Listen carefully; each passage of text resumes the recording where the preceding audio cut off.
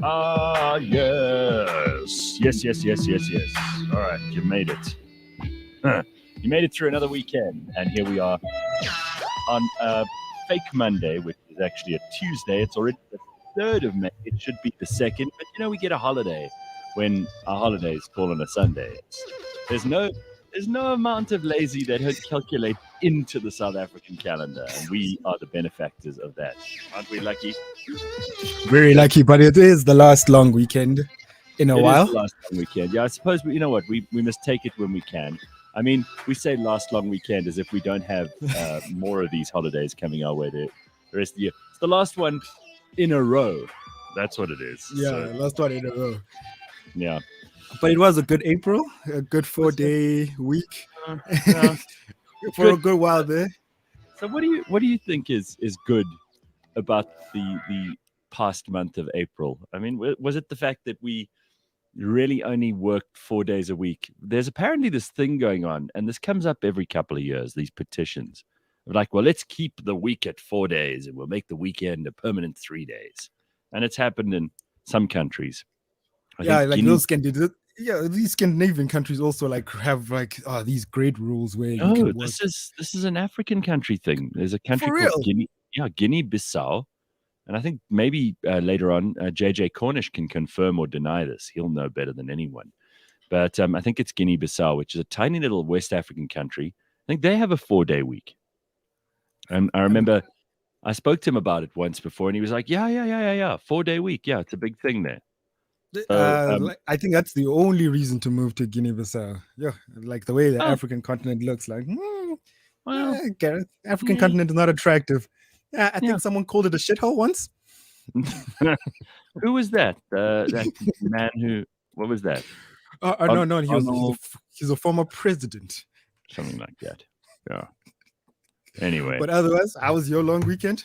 Did you do any white people things this weekend? Shooting? I did all of the cool things. I was down in Cape Town for a series of parties. This is an amazing story. By the way, Lebang will be joining us in just a moment. But I flew down to Cape Town on Friday after the show, and I flew back on Sunday.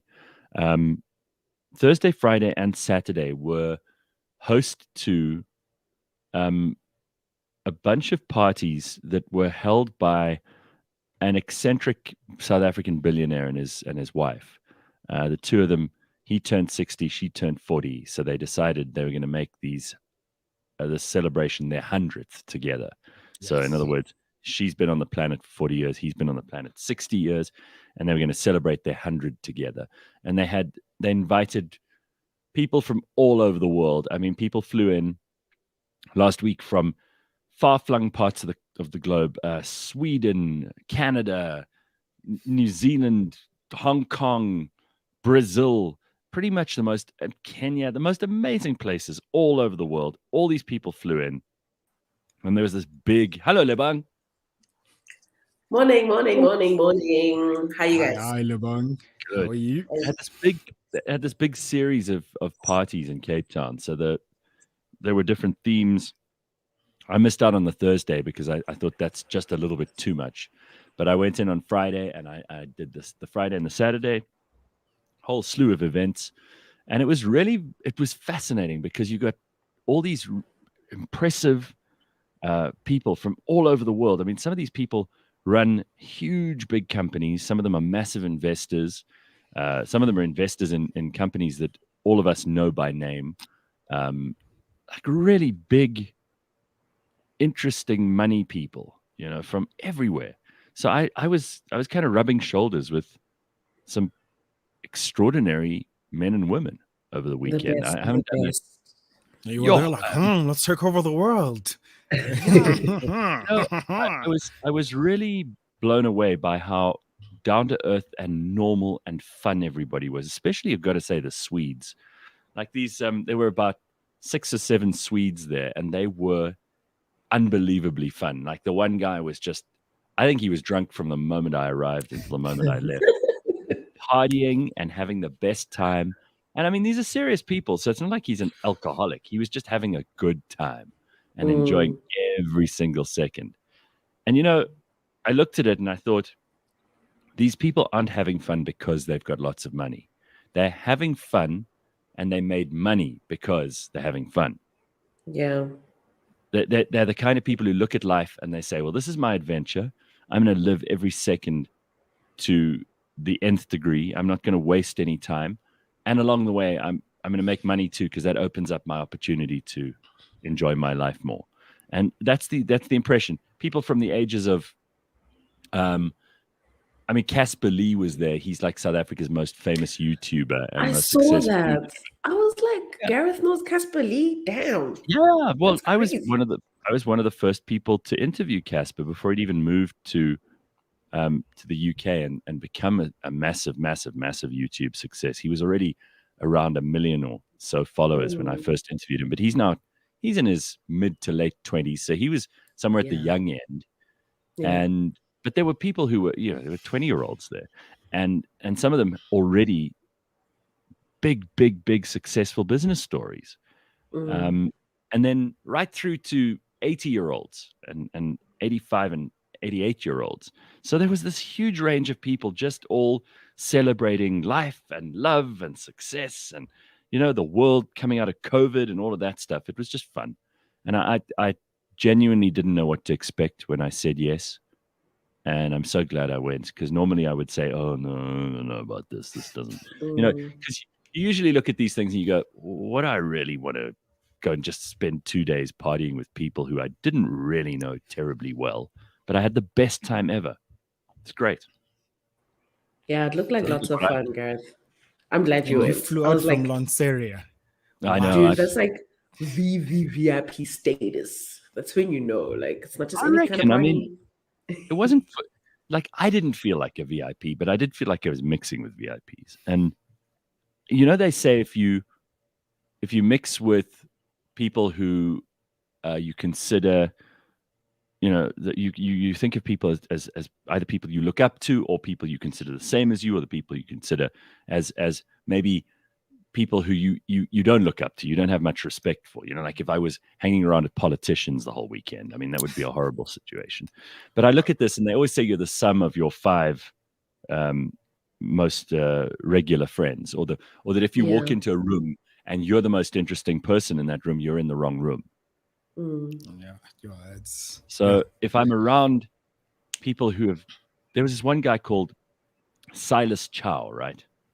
The Chinese guy from Hong Kong. He's a self-made billionaire, owns a range of fashion products, including, I think he still owns Tommy Hilfiger. I think he still owns Michael Kors. These are his brand. He owns them now. He bought them. And he started off with a little textile factory with him and his dad when he was in his I suppose he must have been in his 20s or 30s, because he's now in his 70s. And that was in the 1970s. And this guy has the most energy you've ever seen in a person. He is just the most infectious bundle of raw enjoyment. He just loves being alive. He's never going to slow down. I wish I had as much energy as that guy in his 70s has. He's a phenomenon. And I looked at him and I thought, you know what? This is the person I would like not only to be like when I'm old, because he doesn't think he's old, but he's the kind of person I would like to spend more time with. I want to learn from people like that. That is, even people talk about, like, I want a mentor, or I'd like to spend more time asking people that I care about and am interested in questions. He's one of those people. So you never know. If you don't go to these things, you don't say yes to invitations, you could be missing out on something really fun. That's again just a to lesson. pick their brains. Like, you never know what you can learn. And it's what you're saying, Gareth. It's the people with the most money in the world that are just so chilled, living their best life, unproblematic. For the most part anyway. Lebang, the other thing is that most of these people are not people who inherited money. They started off with exactly probably close to zero. Certainly compared to where they're at, many of them. And I thought about, how we always think of ourselves and go, oh, woe is me. I'll never get there. This isn't, it's something for other people to experience. It's not really. I looked around the room at one point, and there were all these smiling, brilliant people with all of this self-made And all of them so positive about this country. We sit here and moan and like, oh, South Africa. And we do. I mean, listen, we try not to do it on this show too much, but South Africans, as we've said a million times, are really good at complaining. And then I hear from, sitting next to this German man at dinner and his wife, the two of them. He now lives in London, and he runs an incredible capital investment and hedge fund business. And this guy is, this is his first time in South Africa. He just was absolutely captivated by this place. He said he can't wait to come back. He doesn't want to leave. And he said, you guys don't know what you've got here. You don't know how lucky you are, because he'd spent a week before he'd been in Cape Town, just kind of looking around. He flew into Joburg. And, they did what all tourists do, went on a safari. But sorry. He said your biggest asset here is people. And you don't realize that the people you have here, they smile more than people anywhere else in the world, even if they might not have trains that run on time and first world infrastructure and all that shit. He said, you've got something way more important than that going on. I always envy those people. Because I look at South Africa. Yeah, I'd look at South Africa with not because they can go back.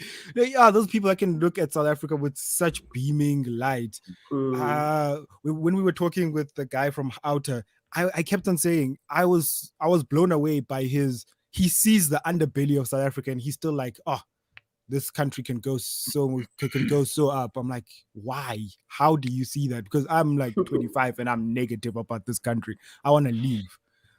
Well, your attitude's going to turn you into success or a grumpy human being, and we all go through the ups and downs. I mean, I met the guy. I met a man who's the first investor in Spotify. Right now, I mean, we're in the podcast business. Couldn't be a person more interesting to talk to than this guy Hans. And Hans was having a massive party, so he wasn't really in the mood to talk about too much business. But he asked only 3 or 4 questions of me, most insightful questions you could wish to be asked in our business. He knows what he's talking about. This guy, although he was ready to tear the roof off the place and dance away the night. And again, not a young man. I mean, maybe 20 years older than me, right? And just like knew what we were all about without ever knowing about us before. And then, there were a lot of people there that I'd already met and that I've always kind of looked up to. And someone asked in the comments, is Elon there? No, he wasn't. Elon was not there. But Elon is the talk of the town, because Elon is doing stuff that is brave and visionary. And I'm not just talking about, since he's made all these moves in the media world, because the media world always gets outsized attention. But long before that, the guy was trying, to find the best way to do online payments. And then he was doing rockets that would go into space so that we could colonize Mars. And then he was doing electric cars. And then he's doing the Boring Company, which is trying to dig tunnels under California so that they can have high-speed rail. I mean, he's not a normal person. He's not thinking about day to day. Petrol price is so high and all this shit. He's not thinking about that stuff, not because he's rich. Yeah, he's rich because he doesn't think about that stuff. 100%. I saw like an exchange between him and his mom on Twitter over the weekend. And she was just like going on about how when he was like 13, 14, he was already like talking about putting money into that business and putting stocks into this and that. He was just never a normal child, and he was never going to be. There's no way at the age of 13, those are the kinds of things you're thinking about. And then you're not going to become a billionaire. You're generally on that path if that's where you're already at. So I think he was his only part, Lebang, when Yaku was busy kicking him in the shower there in Pretoria.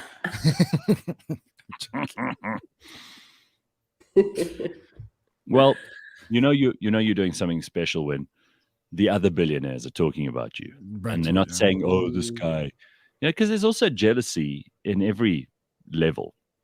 I mean, if you and your friends are jealous of each other because one of you has, a better car, or one of you has a nicer house. I mean, billionaires are jealous of each other because they have nicer companies than each other, or they're getting more attention. Whatever. There's lots of reasons people can be like that. But Dogozo says South Africa is a cool place to live in. It's a vibe out here. And you know what else? We're such resilient people, hey? Look at KZN. They've just had floods. Last year they had the riot. They've got lots of reasons to sit there and complain. Zandile Gumede. I mean, they've got reasons to be cross in KZN. But you know what? They don't sit there going, oh, poor us, we're going to leave because we'll have a better chance of making it in Sri Lanka or New Zealand or Brazil. They won't even let us in. We're going to make this shit happen. They won't let us in. And thank God, because then we have to make it work here. And let's make it work here.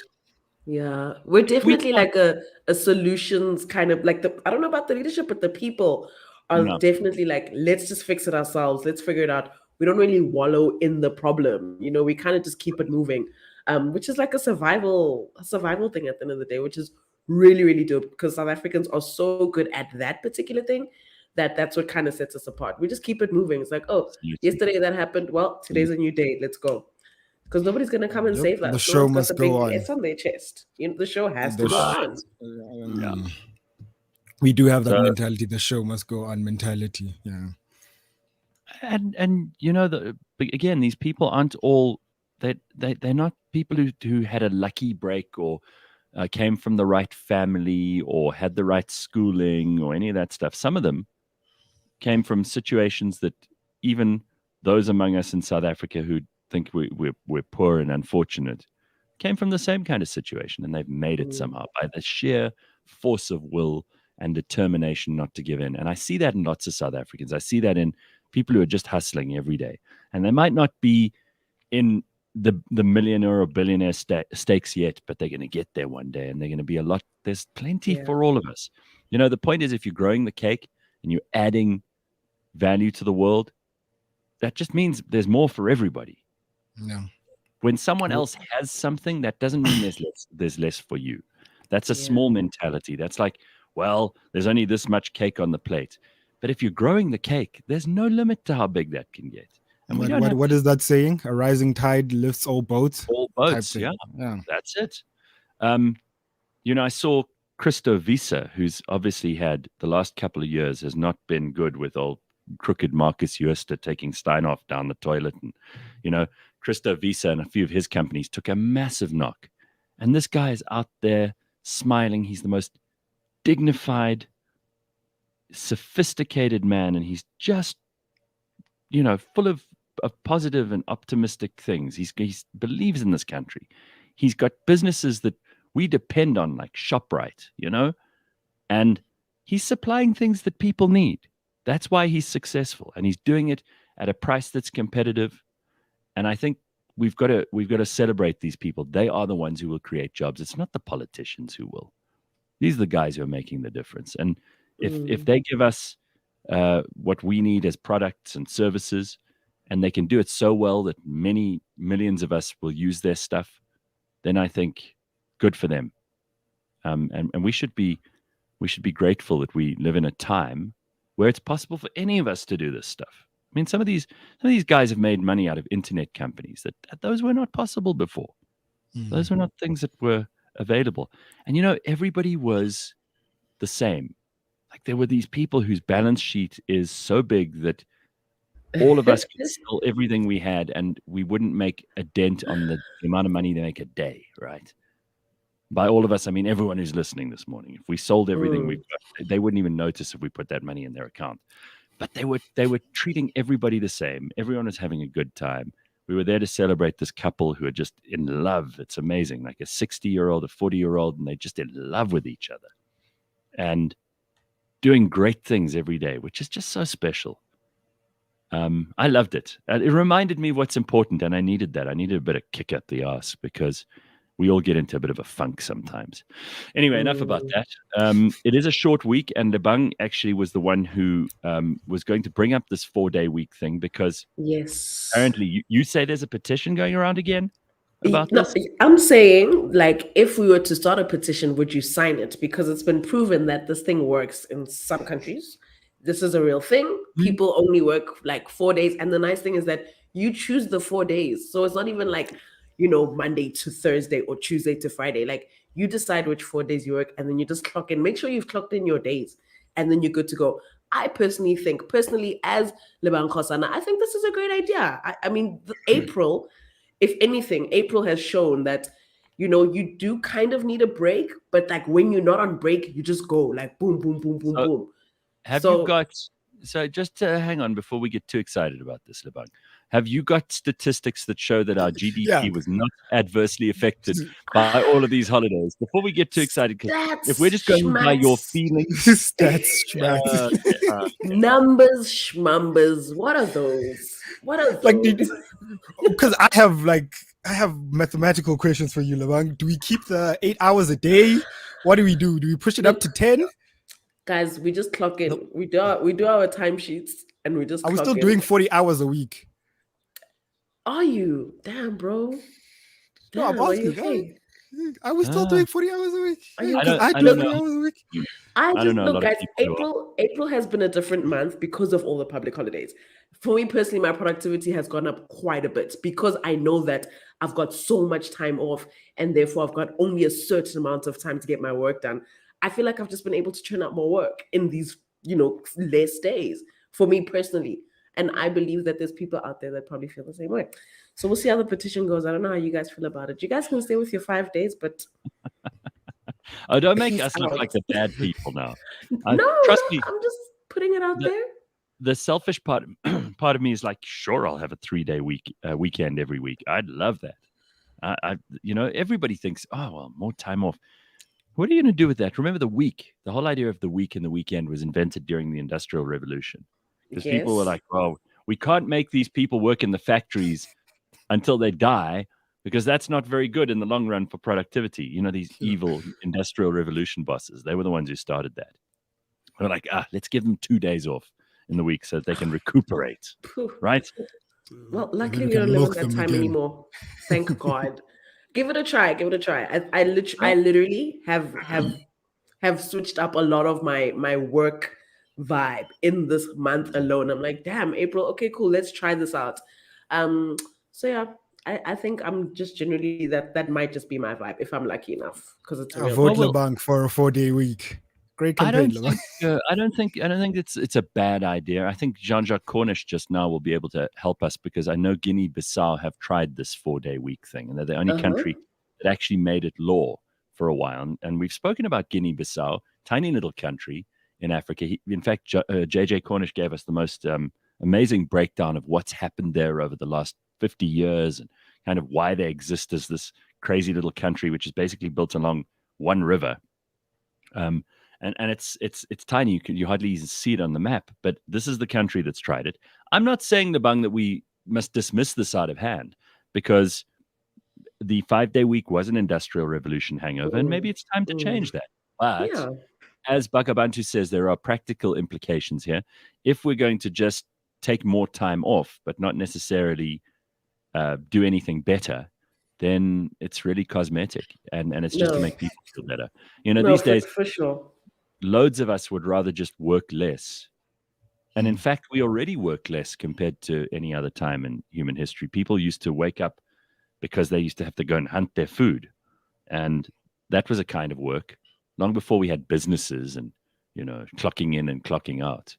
So I wonder if this is good or bad. I'm open to the idea.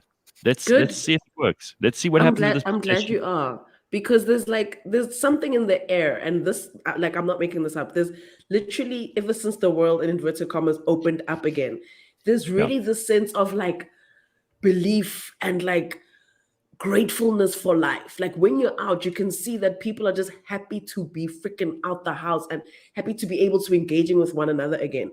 And I guess within the working environment, it's we're happy to be, obviously working and stuff, but that balance, I think people are just more grateful to be able to live so free and allowed to live in the way that they know how to best. And having more and more time off, without taking away from the time that you don't have off, I think finding that balance is what's going to get us into the place where we need to go. I don't think hopping right back into what life was before COVID is the answer. I really think finding a balance between, okay, we did that and it's now an opportunity to hit the refresh button. So let's hit the refresh button. You know what? Give us 3-day weekends, bro. And then we'll work the other 4 days. I'm sold to the lady in the pink top. Good. That's it. We're done. There we go. Look at her. By the way, I like those blue nails as well. The blue fingernails. Thank you. You've got a whole thing going on here. You've got a whole thing, Labak. What happened to the was at a dreadlocks? wedding. No, I still have my dreadlocks. Whose wedding was it? There was a suspicion when I saw your social media that it might have been something special going on in your life because you were talking about Lobola and all kinds of things. Yeah, no, my best friend was getting married, so I definitely had to, be there and do like the whole thing, like any excuse to get dolled up. Is that why you were rocking the traditional regalia? Yes. There were so many weddings this weekend, so I was so happy that I went to one. And it was in Paulshof. They were like killing cows, and there were like goats, like hanging on the trees. I was so happy. I was like, that's it, my people. Let's do this. I was so in my element. I loved it. Killing cows. It was great. You know what? It was great.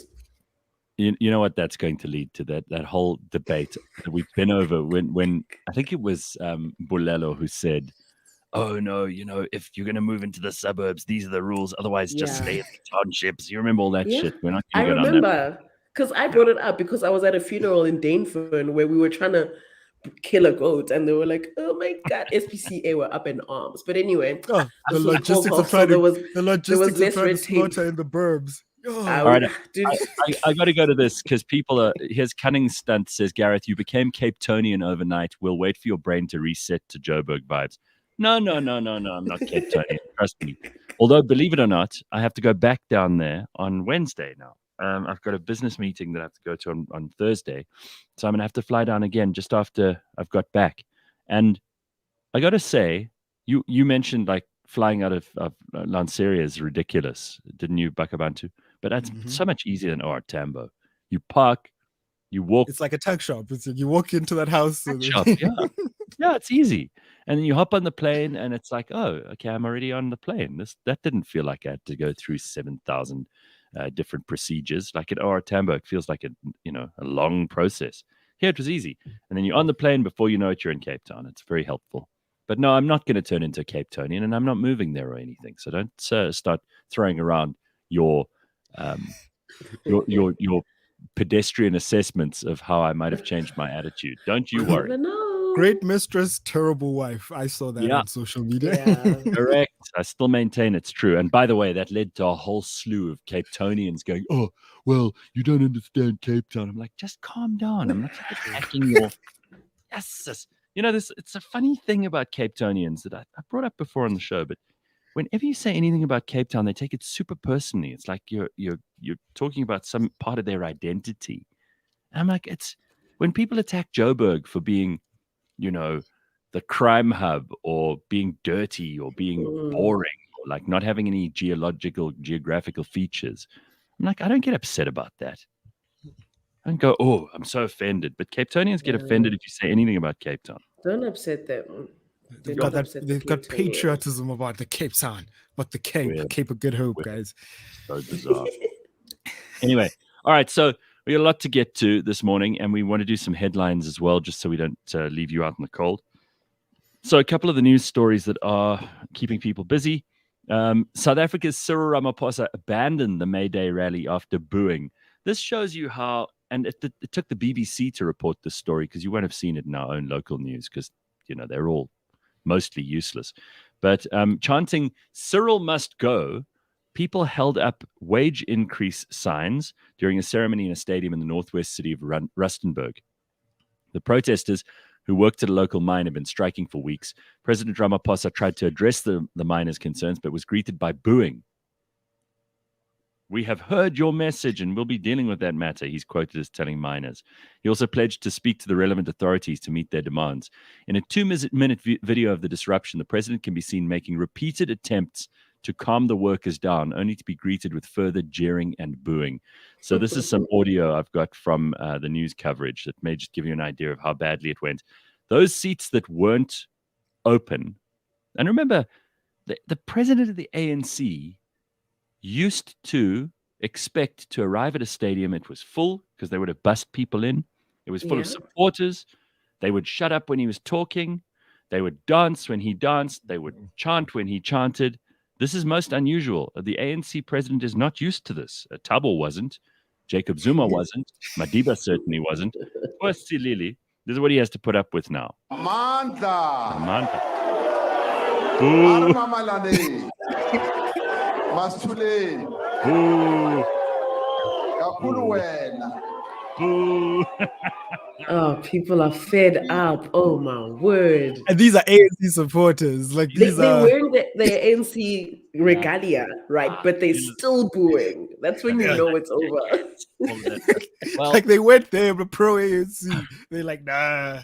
well, no, these are probably the few people who turned. And by the way, the stadium was really, really, really unfilled. It was very poor attendance, but those who did attended to boo him, not to support him, which tells you a whole story, right? I mean, if you wanted to see the decline and fall, in the words of Edward Gibbon, of the ANC, then this is what you're witnessing right now. You're seeing these guys just becoming like a laughing stock in the places where they used to be the most popular.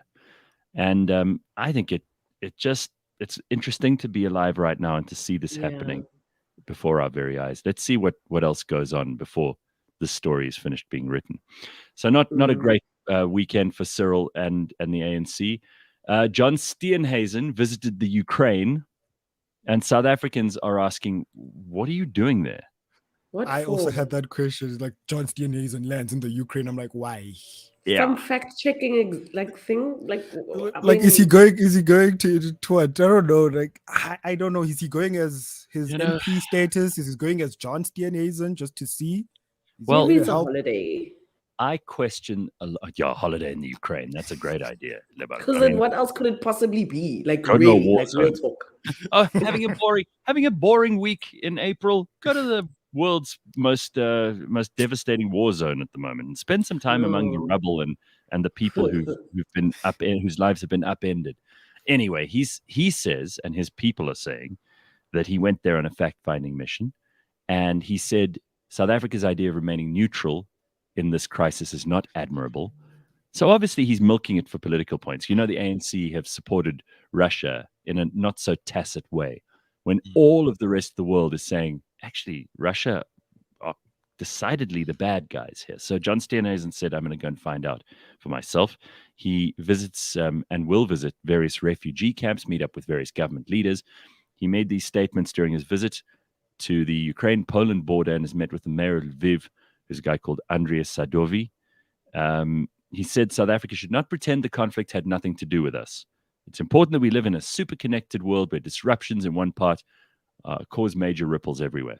So, the favorable way to look at this, if you're going to give him a little bit of leeway, is to say, well, it is the most important global story at the moment. And he is a local politician in a country where we've really decided to side with maybe the opposite party to the party everyone else has decided to choose. And maybe it is interesting, and maybe he's just being a cynical politician on the other side of the argument, and he's just trying to score extra points or trying to make himself more visible. But that's what politicians do.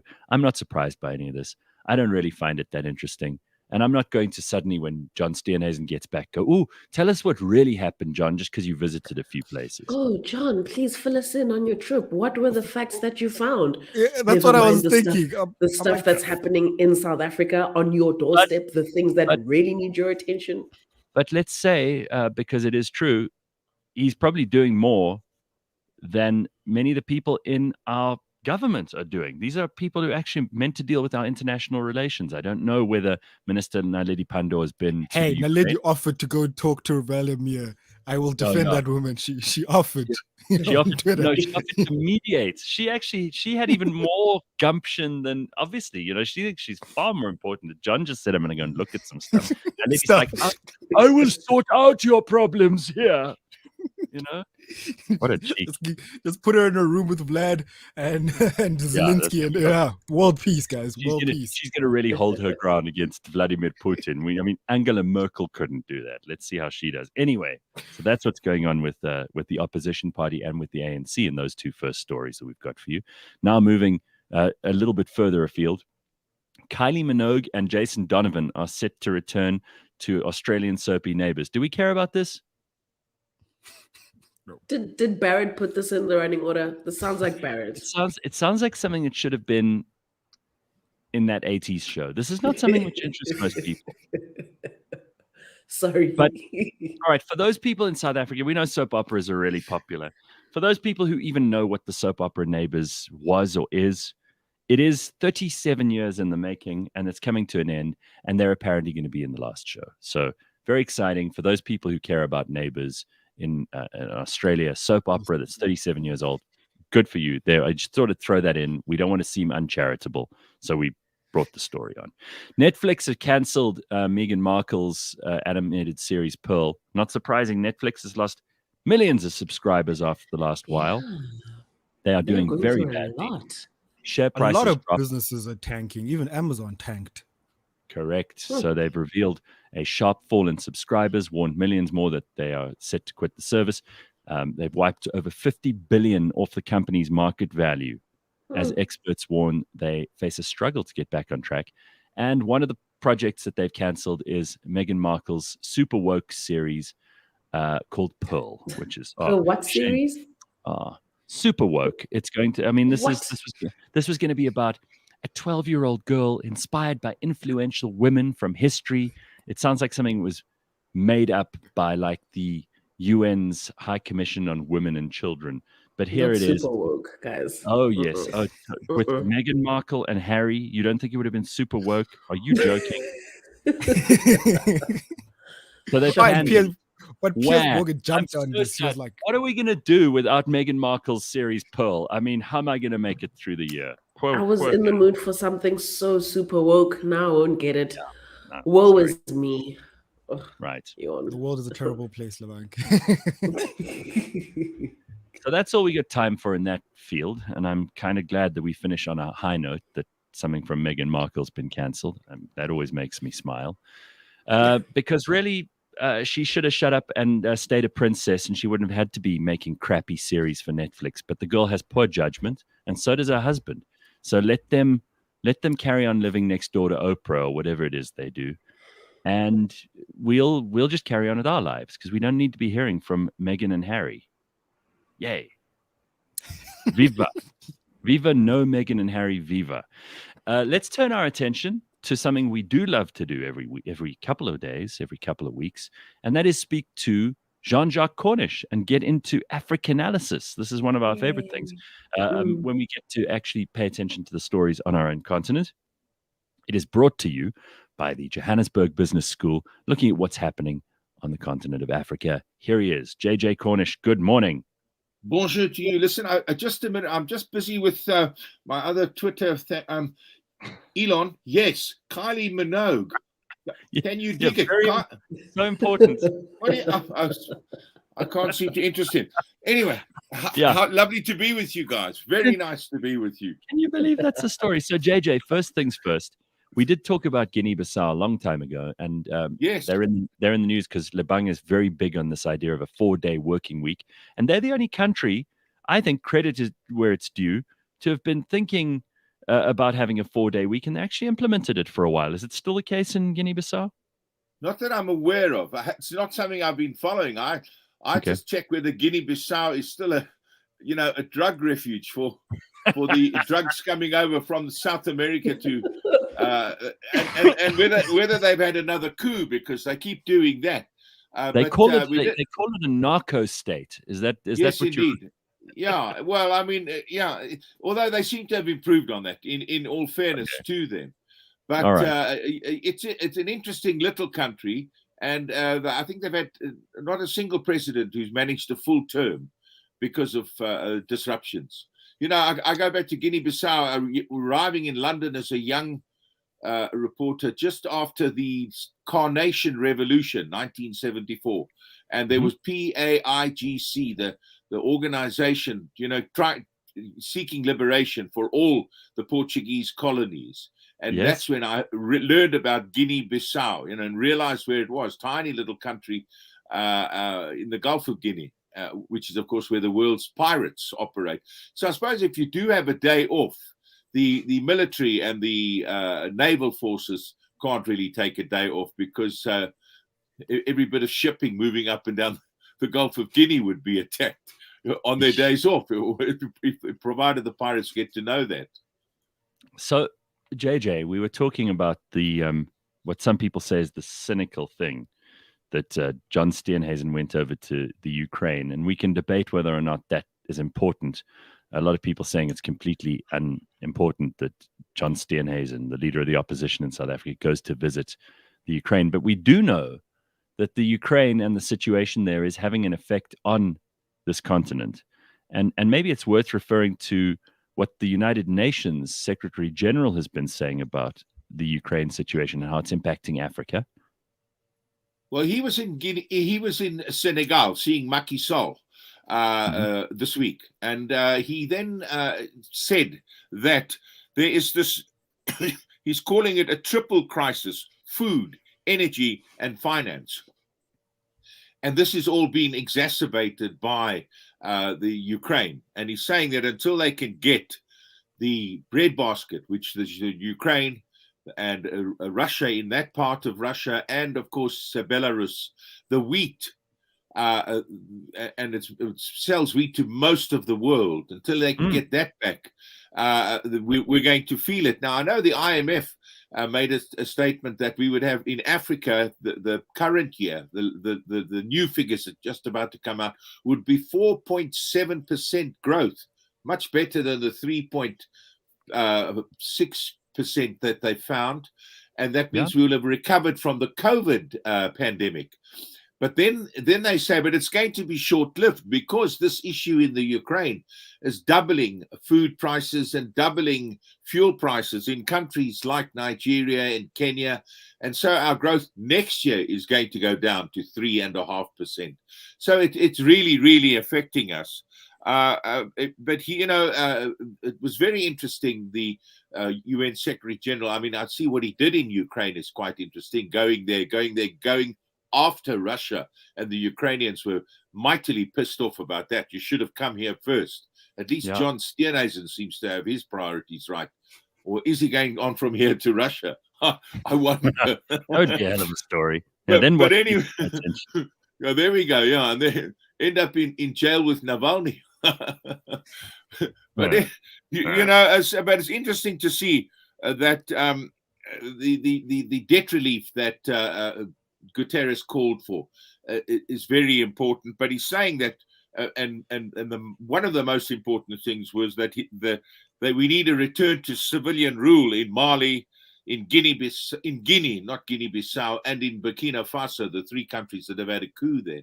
So this is something that Emmanuel Macron, the man now re-elected, first man in 20 years to be re-elected, first president to be re-elected for a second term, he's going to have to look to, because France sees itself as the leader in Africa, the European leader of African affairs, and he's going to have to work on that one.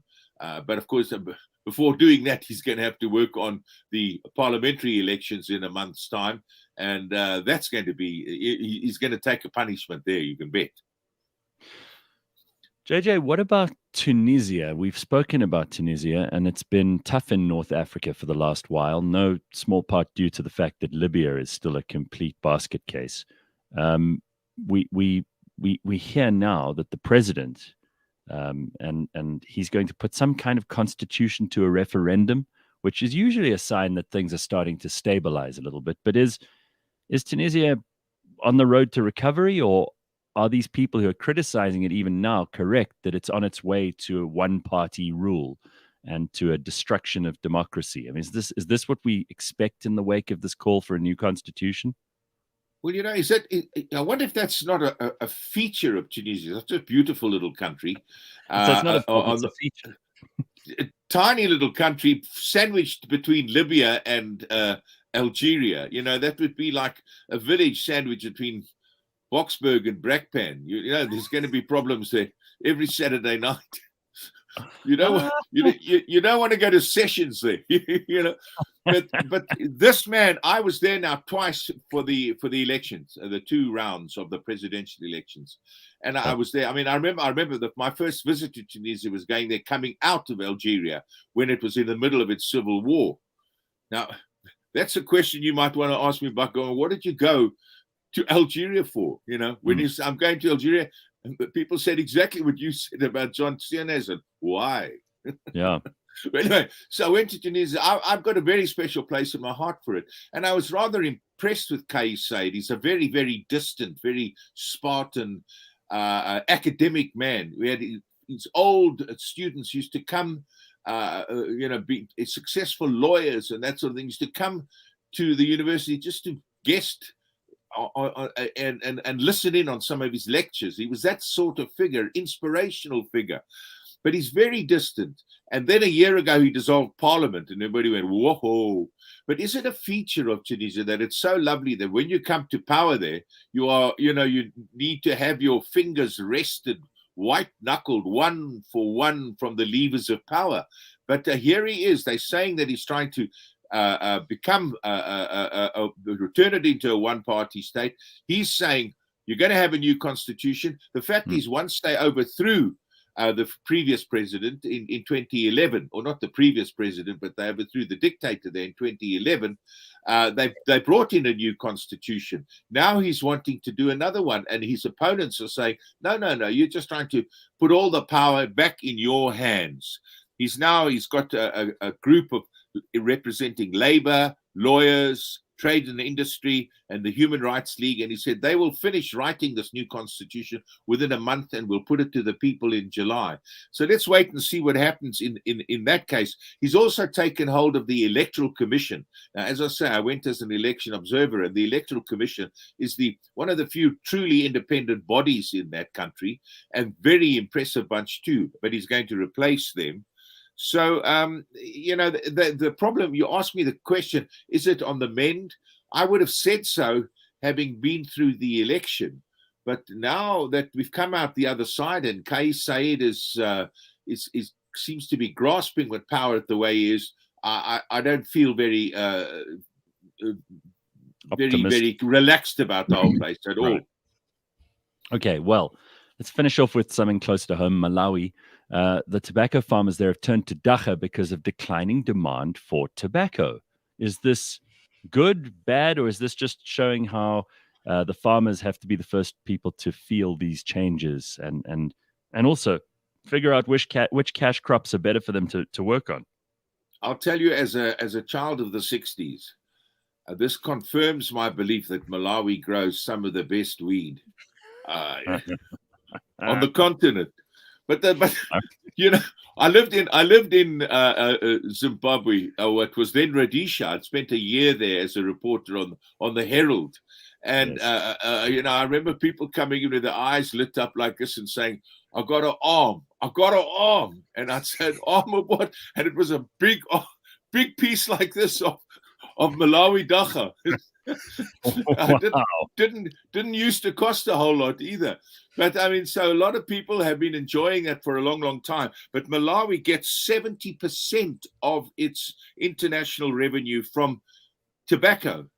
But the fact is that the last year they made about $173 million from their tobacco. Well, that's nearly a third. It's 27% down on the previous year. The harvest was 50 million kilograms down.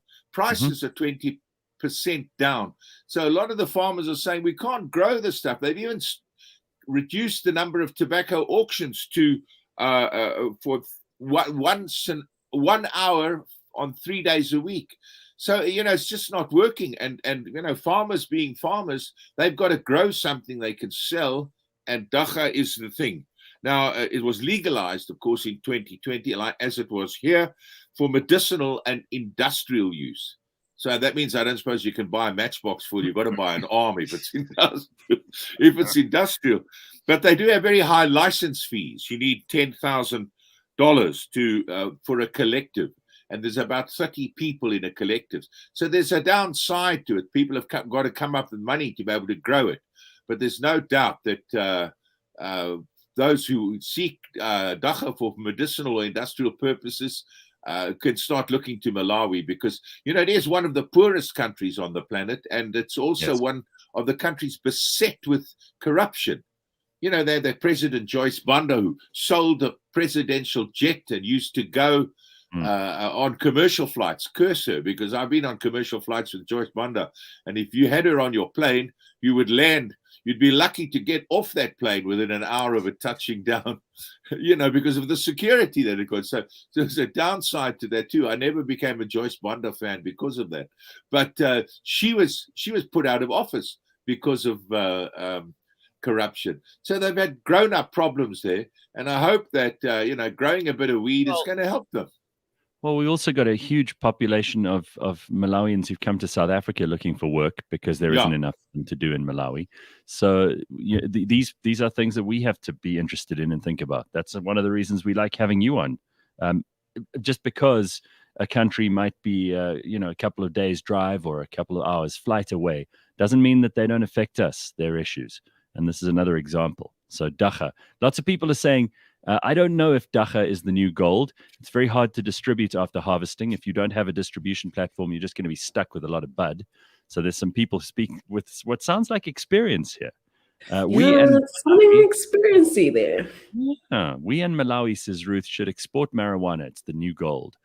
So there are people who are very bullish, to put it in the words of the economists, very bullish about dagga. Well, JJ, I wish we could have seen you in the 60s with arms of marijuana. That sounds like something I think would be very entertaining. All right. Well, thank you so much. For distribution, Gareth, I don't think it's a problem. You give it to your local petrol pump attendants because they've been distributing it as long as I've known. Take notes, y'all. Yeah. Why is JJ the expert in weed so much? I know. This is great. You see, he's a multi-talented, multifaceted human being. All right, JJ, thank you so much, sir. It's nice to see you. All the very best. There Cheers, we go. JJ Cornish here to fill us in on what's happening in Africa on this Tuesday morning. It is just before 7 o'clock. In a little while, we will spend a bit of time getting to know what Professor Christopher Paul Szabo is up to in our show, in our series, in fact, a second series that we're doing with him called Beyond Madness.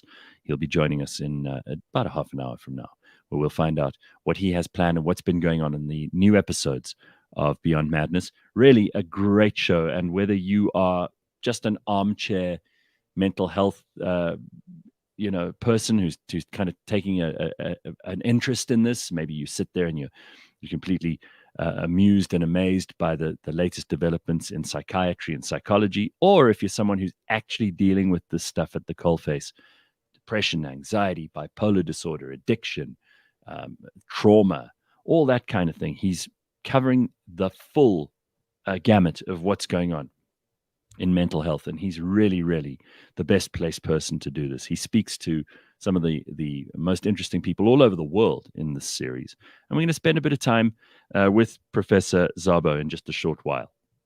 Excited to have an opportunity on this show to talk to him. Apparently, the rand to the dollar, according to Ruth, 16.10. Not great. So anyone who is thinking maybe there's time to travel or there's some money, forget it. It's not looking great at the moment. We were very happy when we were boasting around 14.50, somewhere around there now. Yeah. So thanks very much. Not great. Angus says, dagga is hemp, and the hemp plant can be used for clothing and paper manufacturing. That's quite right, Angus. That is right. It's got multiple uses. You know, for a long time, it was banned just because they were worried people would be high all the time. Like now. That was the reason? That was the reason. They were so worried that people would just be high all the time. I don't see why it's a bad idea for people to be high all the time. Especially with 4-day weeks and 3-day weekends. What else are they going to do with their time, right? Our government also apparently set out land for encouraging weed farming in South Africa. But like there's an entire process where you have to follow, but you can't get land to be a weed farmer in South Africa. Government land. Bakh'abantu, when you start a sentence with the government is supposed to, I just wonder what you expected to happen after those words. Like, where did you think it was going to maybe go? You know, if there's anything we know, it's that if there's a situation that needs improvement and you give it to government anywhere in the world, not just our government, our governments are particularly bad, but all governments, give it to government to do, that is the potentially worst way for it to become It's the beginning of the end. The greatest way to not get anything done is to start a committee. Yes. I woke up this morning and there was no water. I haven't had water since yesterday, but I have to keep it moving. Just Nice, Levan. That's really shitty. What do you? Okay, what's the first? Wait. Is the shittiness happening with no water? Hey, look, Gareth said that, not me.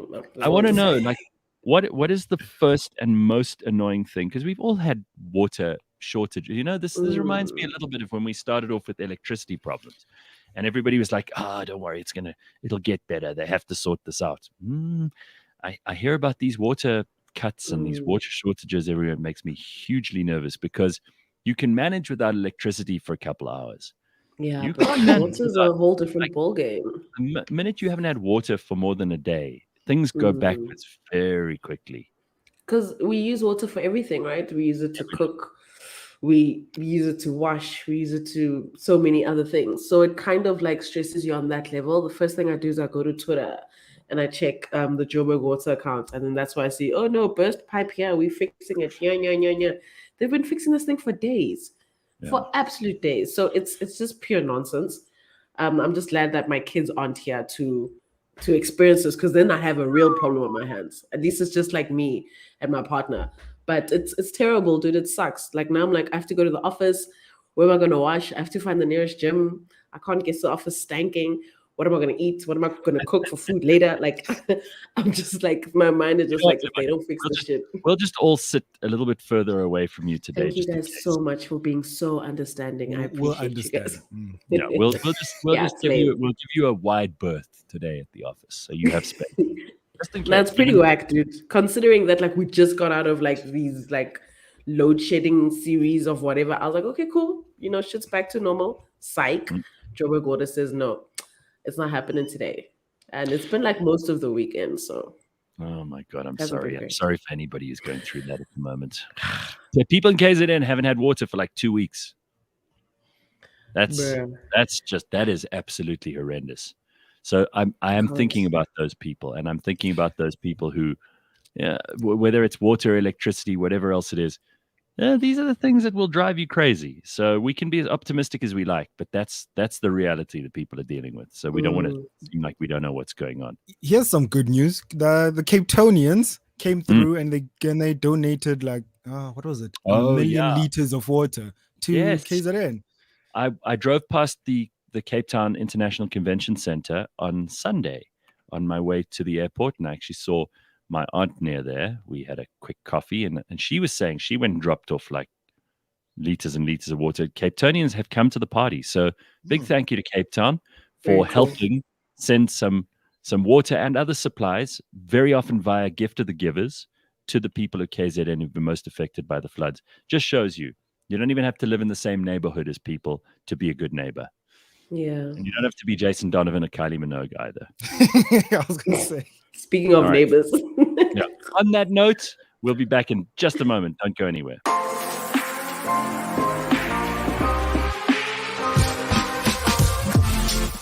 This week on the Autotrader podcast. Ferraris actually, no, they definitely first as constructors as well, because Charles has 71 points, which is more than Mercedes. Well, I've just looked it up. So I mean, Sainz is not doing that badly. Yeah. Perez is also not doing that badly. But if I look at the last couple of races, both Sainz and Perez have been way off their teammates. Catch us every Monday at 9 a.m. on YouTube and on autotrader.co.za.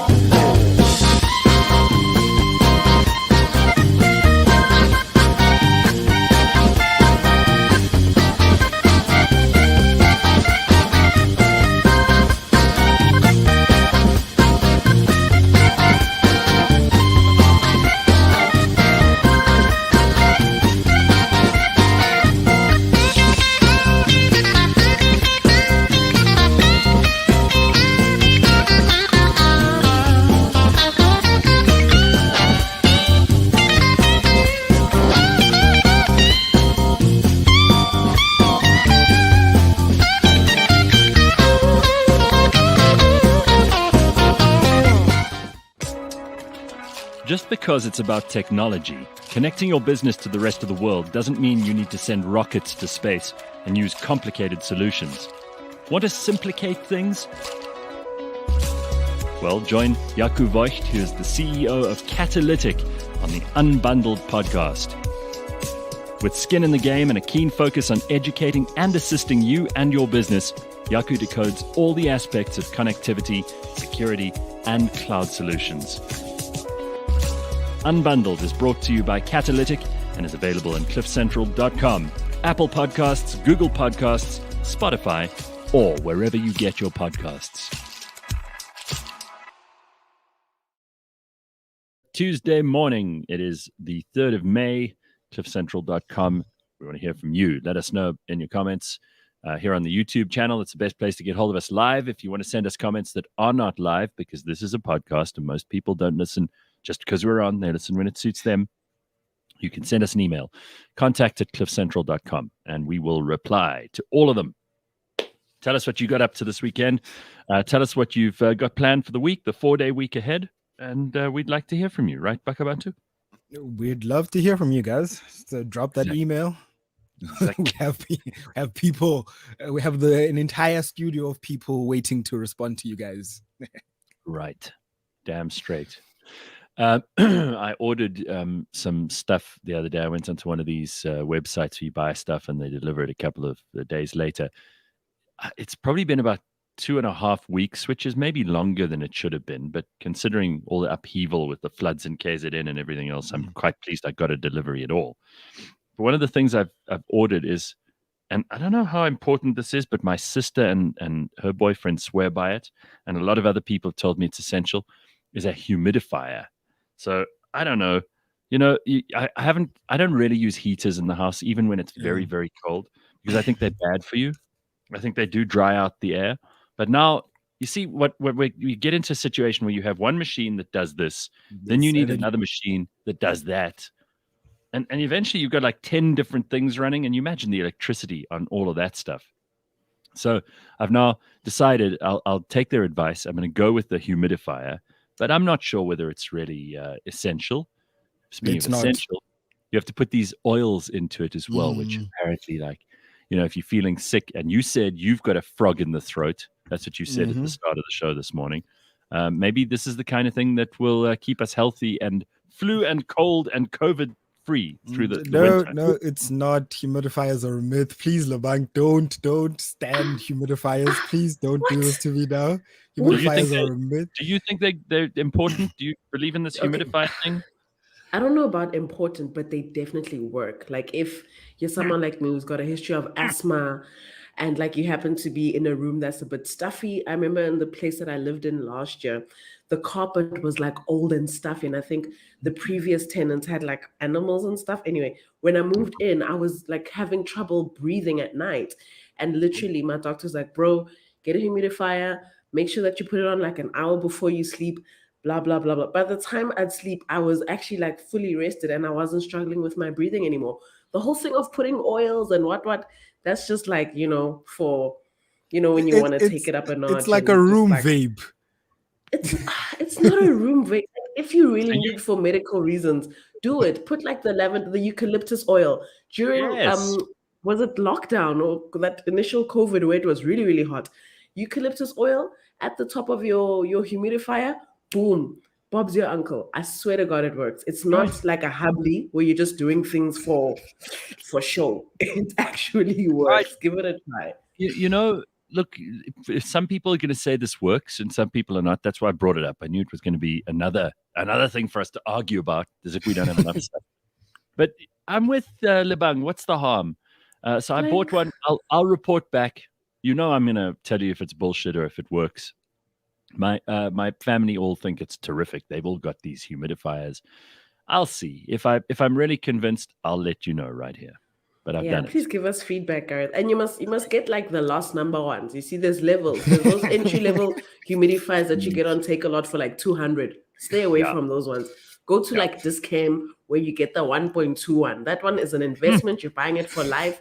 And sometimes you just have it on during the day. Like You just want fresh air. You just want air that's intentional. You know, when your guests walk in, they must breathe in some intentional air. Crack open That's a the window. Crack open a wow. window. Oh, wow. All right, well, we'll see how it goes. But you know, a lot of people say you need the heaters. Also, I do think heaters are bad. I don't have an air conditioner in my house either for summer. I don't have a heater for winter. I think you just got to go with the seasons like humans have for thousands of years. You're not meant to completely change your environment, but if you can inject a little bit of moisture into the air, that's probably good, because we do get very dry, especially like you get if you live at the coast, if you live in KZN or in the Eastern Cape or even in the Western Cape, you guys don't know how dry the winters get in Gauteng. It gets really, really dry. That's the worst thing about our winter. AMs. Oof. And you wake up early in the morning and you're like, why do I feel like I have a hangover even though I don't have a hangover, just because the air is so dry? Not good. No, it's bad. It's bad. And like there's a certain like time of the night when you're sleeping where you get woken up by the air and you're like, oh God, it's so thin. I can't breathe. It's horrible. Where are you people living?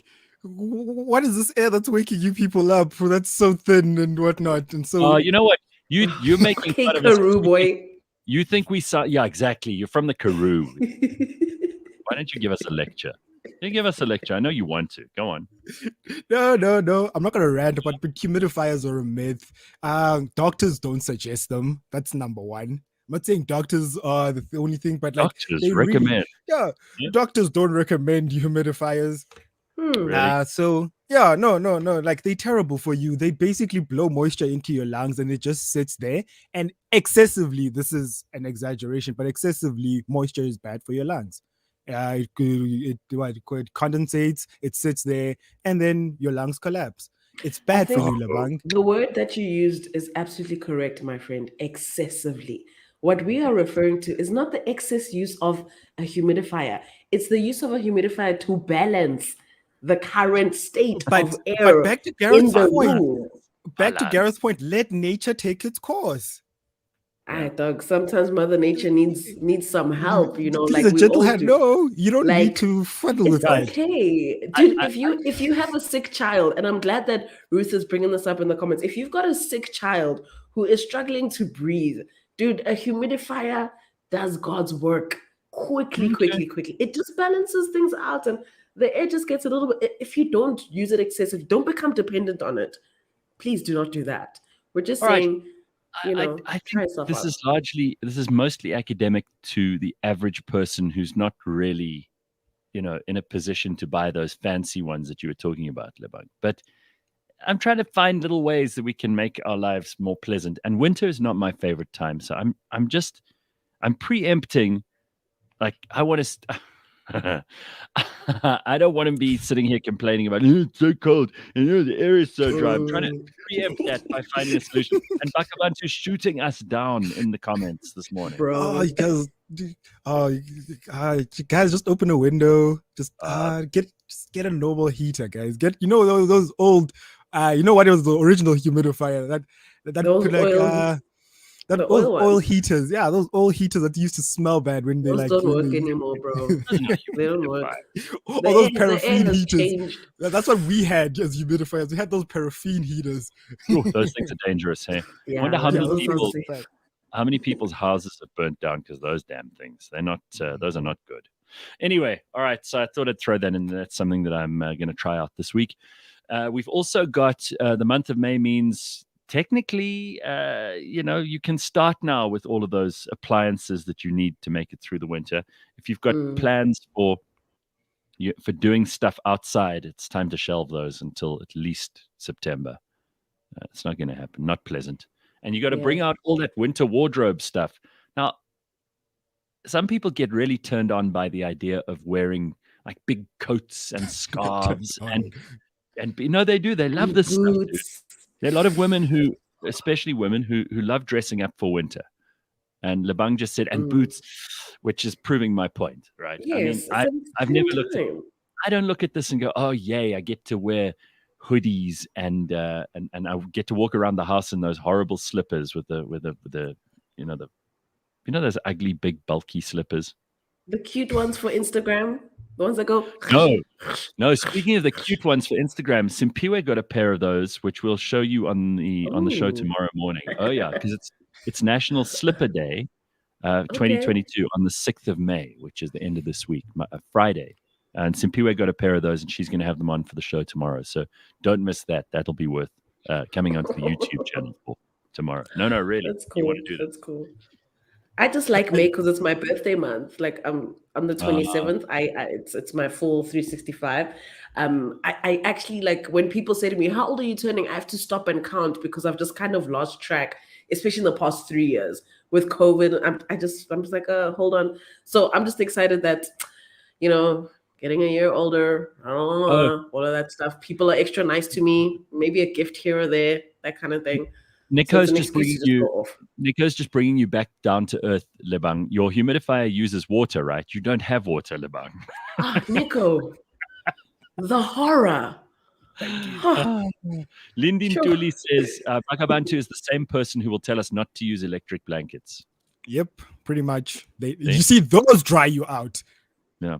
Those literally cook you in your bed. Who doesn't like to be cooked, bro? It's cold out here. Well, Steph says, I remember my dry hands and lips in winter. Yeah, that's you have to sleep with Vaseline next to the bed. Apply it before you sleep. Wake up in the morning, and then you'll you have to smear it on. Now smear it all on. You got to have that stuff on your hands. Listen, that moisturizer shit. I've tried. Hey, I tried to because we've actually got to get her on. This woman who I go to every now and then for these skin treatments, she says, in winter you must moisturize. I never remember to do that shit. I just think maybe part of me is like a caveman, and I go, that's for women to do, like it's the back of my head. I know I should do it, and I'm probably going to look like a lizard one day because I don't do it. Because you got to start when you're young. You got to do this stuff when you're in your 20s, 30s, and 40s, and by the time you get to your 60s and 70s, you'll be grateful. That's what they always say. Wait, so Gareth, you don't moisturize at all, or you just lately you've forgotten? So half of it is I don't really care about this stuff because I don't think it's what men should do. I know that's so stupid, right? Sounds dumb. But then the other part of me just doesn't remember. And I honestly forget. Then I'm like, oh shit, I should have done that. So I have the argument in my own head. There's all this stuff going on in my crazy head. And some days I'm like, no, I don't need the moisturizer. I am a man. And then sometimes it's like, oh, I should have put that moisturizer on. It feels shitty. It feels all, in that middle of winter feeling where Steph said, your lips go all dry and everything. You wish you'd put something on. That's going to happen. And then I'm going to sit here. You just get out the shower or the bath and you just continue on with life. Yeah. I'm a man. What do you do? No, you lather yourself with moisturizer. You do? Yo, I have to, bro. You have to. Otherwise, I go white, but not in the good way. Like what? What is it? You just go gray. Yeah, you go gray. So you have to moisturize. I come from the school where my grandmother used to Vaseline me up and insulate me against all weather. Where even the sweat, you never used to break the Vaseline barrier. So you come from that school where you can't have cracks. You can't be cracked. You can't be ashy. You can't be ashy. That's it. You can't be ashy. Gareth, you know that ashy. You see here by your elbows. And knees. And they even had an ad, Gareth. It was an knees ad. and elbows. Hands, knees. And I think you had some in your office, Gareth. You had 2 of those in your. They brought it for you specifically, and you're still not using it. Vaseline. No, they brought them to us. They brought them to our office, and I kept one of them there because I was like, in the middle of winter, let's put on the elbows. Because listen, I know we should be doing this shit. I know that we should be thinking about these things, but it's too early in the winter for me to think about it now. I will do it by necessity at some point. Yeah. But people take it far. Hey? You see these ads with firming lotion, start now, and then in 20 years the skin won't let go. Collagen and replacement therapies. Yeah, people. Hey, people are deep into that, investing into their future lives. Eh? Nah, guys, must live for today. YOLO. Yeah, YOLO, but put moisturizer on. Yeah. Gareth, put moisturizer on after the shower. I'm taking your advice. Don't worry. You can't be out there all ashy during the people. During the people, imagine. During the people, you are like, ashy there. Like, you can't.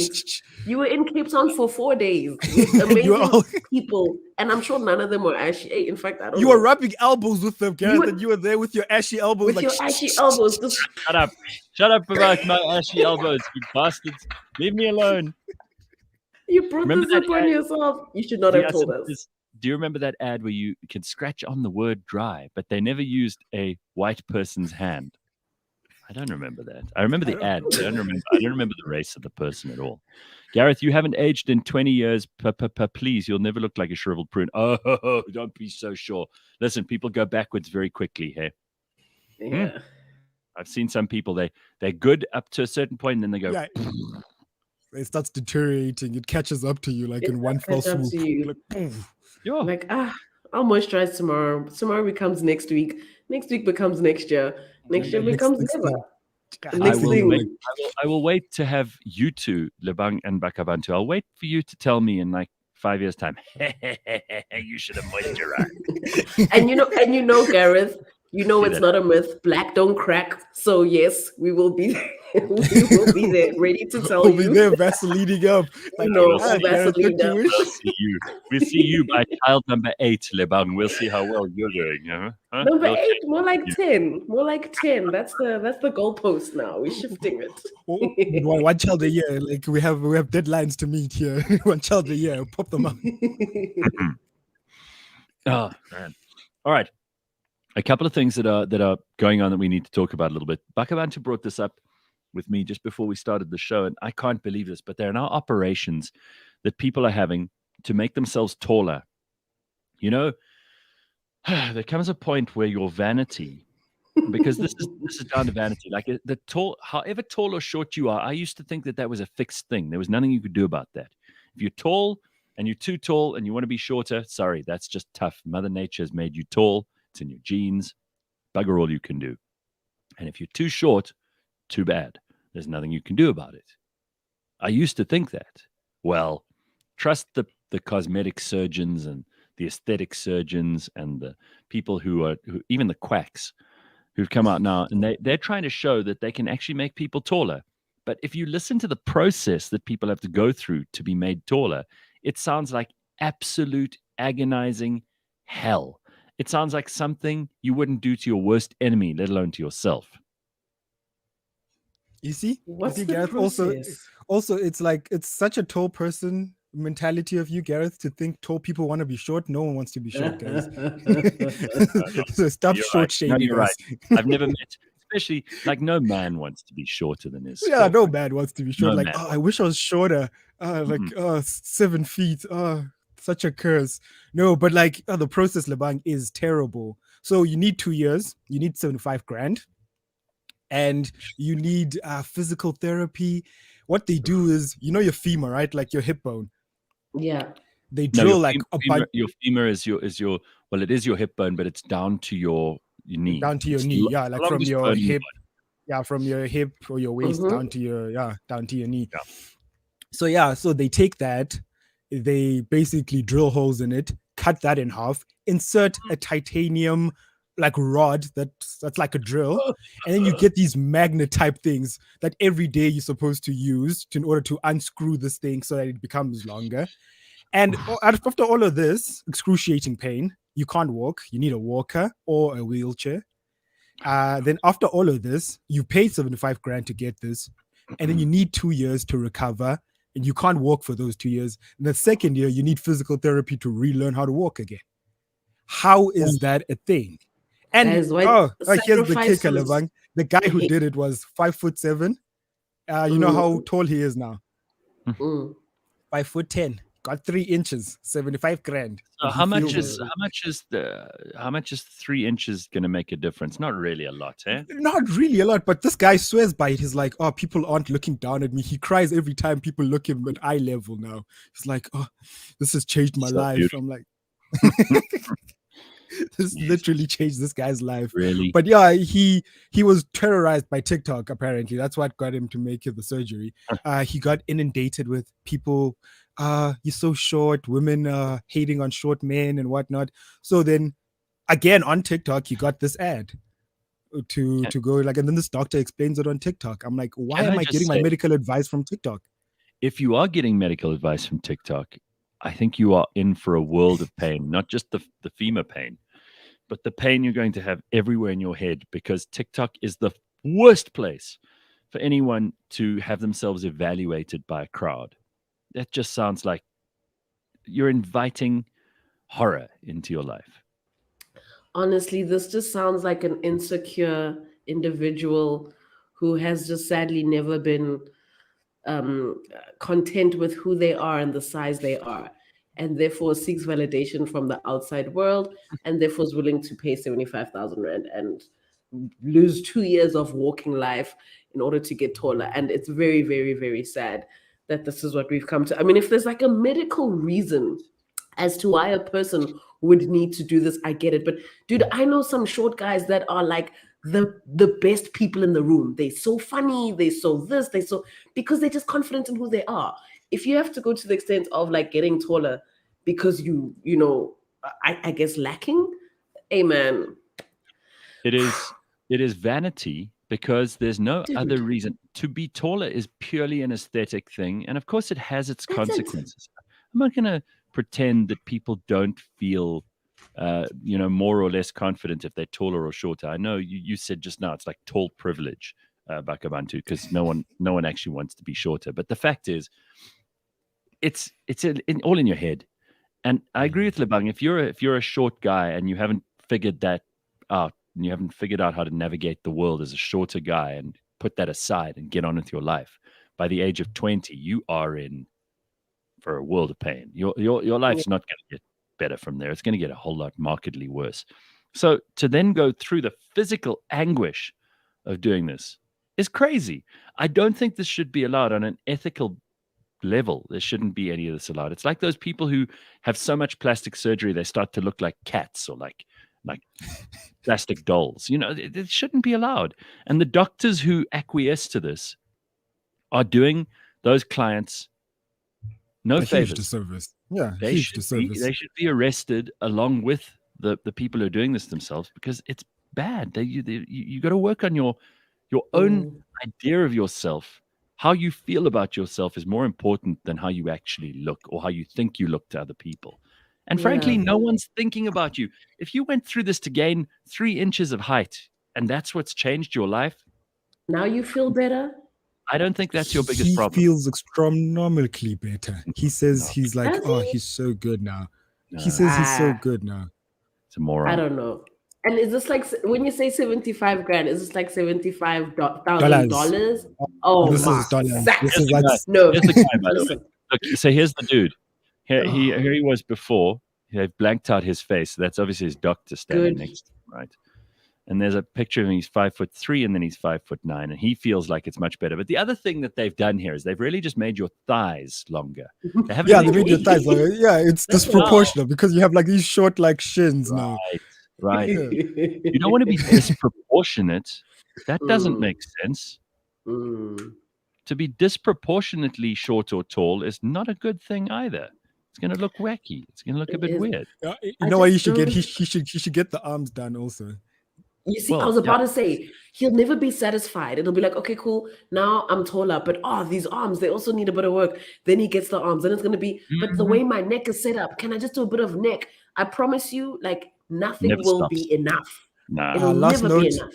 The views of Cliff Central is that size does not matter, according to Lebang and Gareth. Yes, size we are proponents of that. Absolutely. Yeah. Bye, guys. Let me just drop out. That's what we're saying. I wanted to be taller, but then realized that the best of us is down to earth, and the best in us, says Yonda, being very philosophical here. That's nice. I love that. All right. I love that. Most of Hollywood's big name actors are little short asses, and that has not held them back. Napoleon also did well being short. Well, he wasn't as short as people say he was. That was a bit of English propaganda about Napoleon. Height may be the first form of human discrimination among humans. Dwarves used to be killed at birth. That's true. Easy Good Pickings point. says, we're always going to find reasons to find ourselves either to be privileged or underprivileged. But I think this is crazy. Like, to be this much shorter or taller is, maybe it's because, again, I'm not aware of this stuff so much. I'm 6'3". I'm 187 Yeah, you're pretty centimeters tall. You're pretty tall, dude. When I meet a person who's not as tall as me, I don't think immediately, oh, that's a short person. Yeah, but that's also because that's who you are. A lot of people out there just judge people based on things like that. Like, oh, you're short, so you must automatically be lesser than, or whatever the case is. There's just a lot of judgment and lameness that's in the ether. You know what, Lebang? I'm telling you, if people sort out their mental health first, they'll have less worries about their physical appearance. I'm with please, you. guys, not that I have to tell this to the people who listen to us, because you're not idiots, otherwise you wouldn't be here. I think that's saying more about you than it is about me and Lebang. But the fact is, if you're going to TikTok for self-help, you've got such ugliness coming your way. TikTok. I don't think anybody listening to the show does that. I know it. Nobody listening to the show is that kind of person.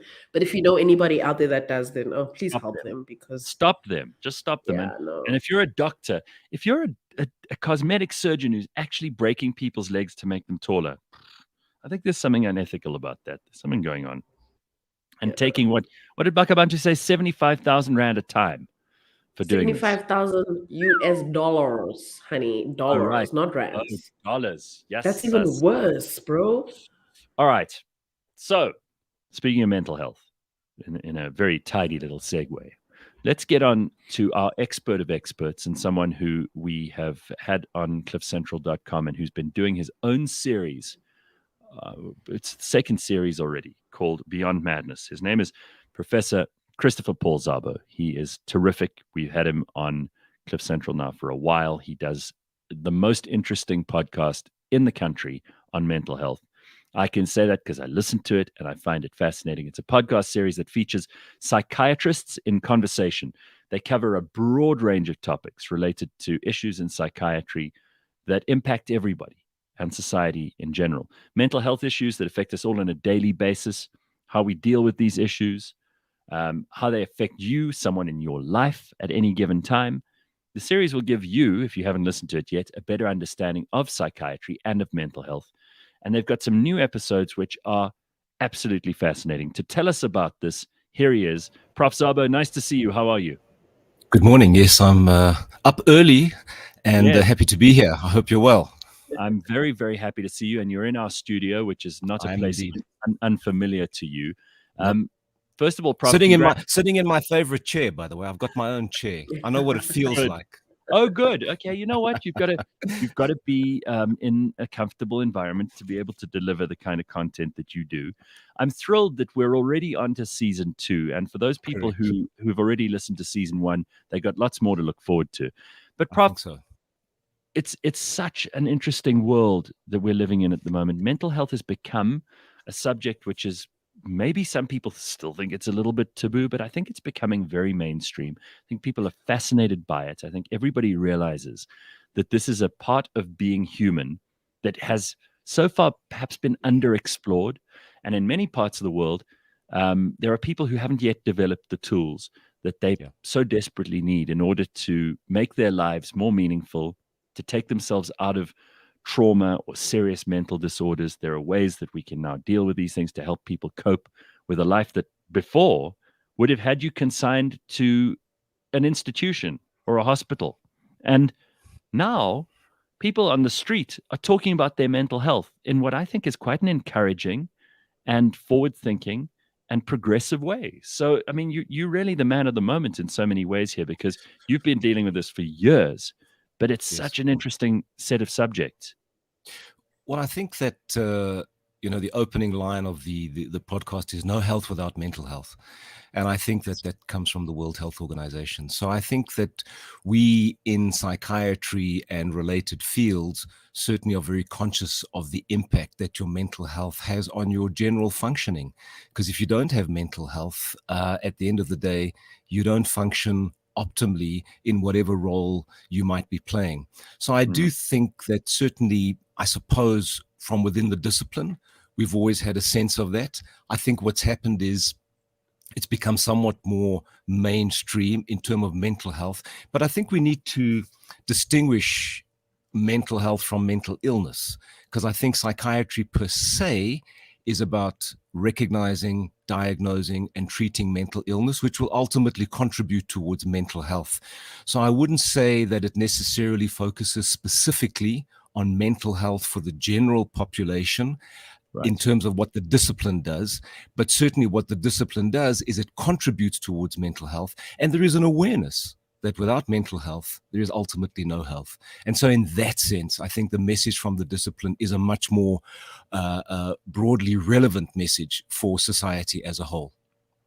Prof, there are lots and lots of people all over the world who've been doing podcasts, including Prince Harry and Oprah, on mental health. But from a very pedestrian point of view, as a psychiatrist, and perhaps it'll be useful and illustrative for you to just describe to us the difference between a psychiatrist and psychologist for starters.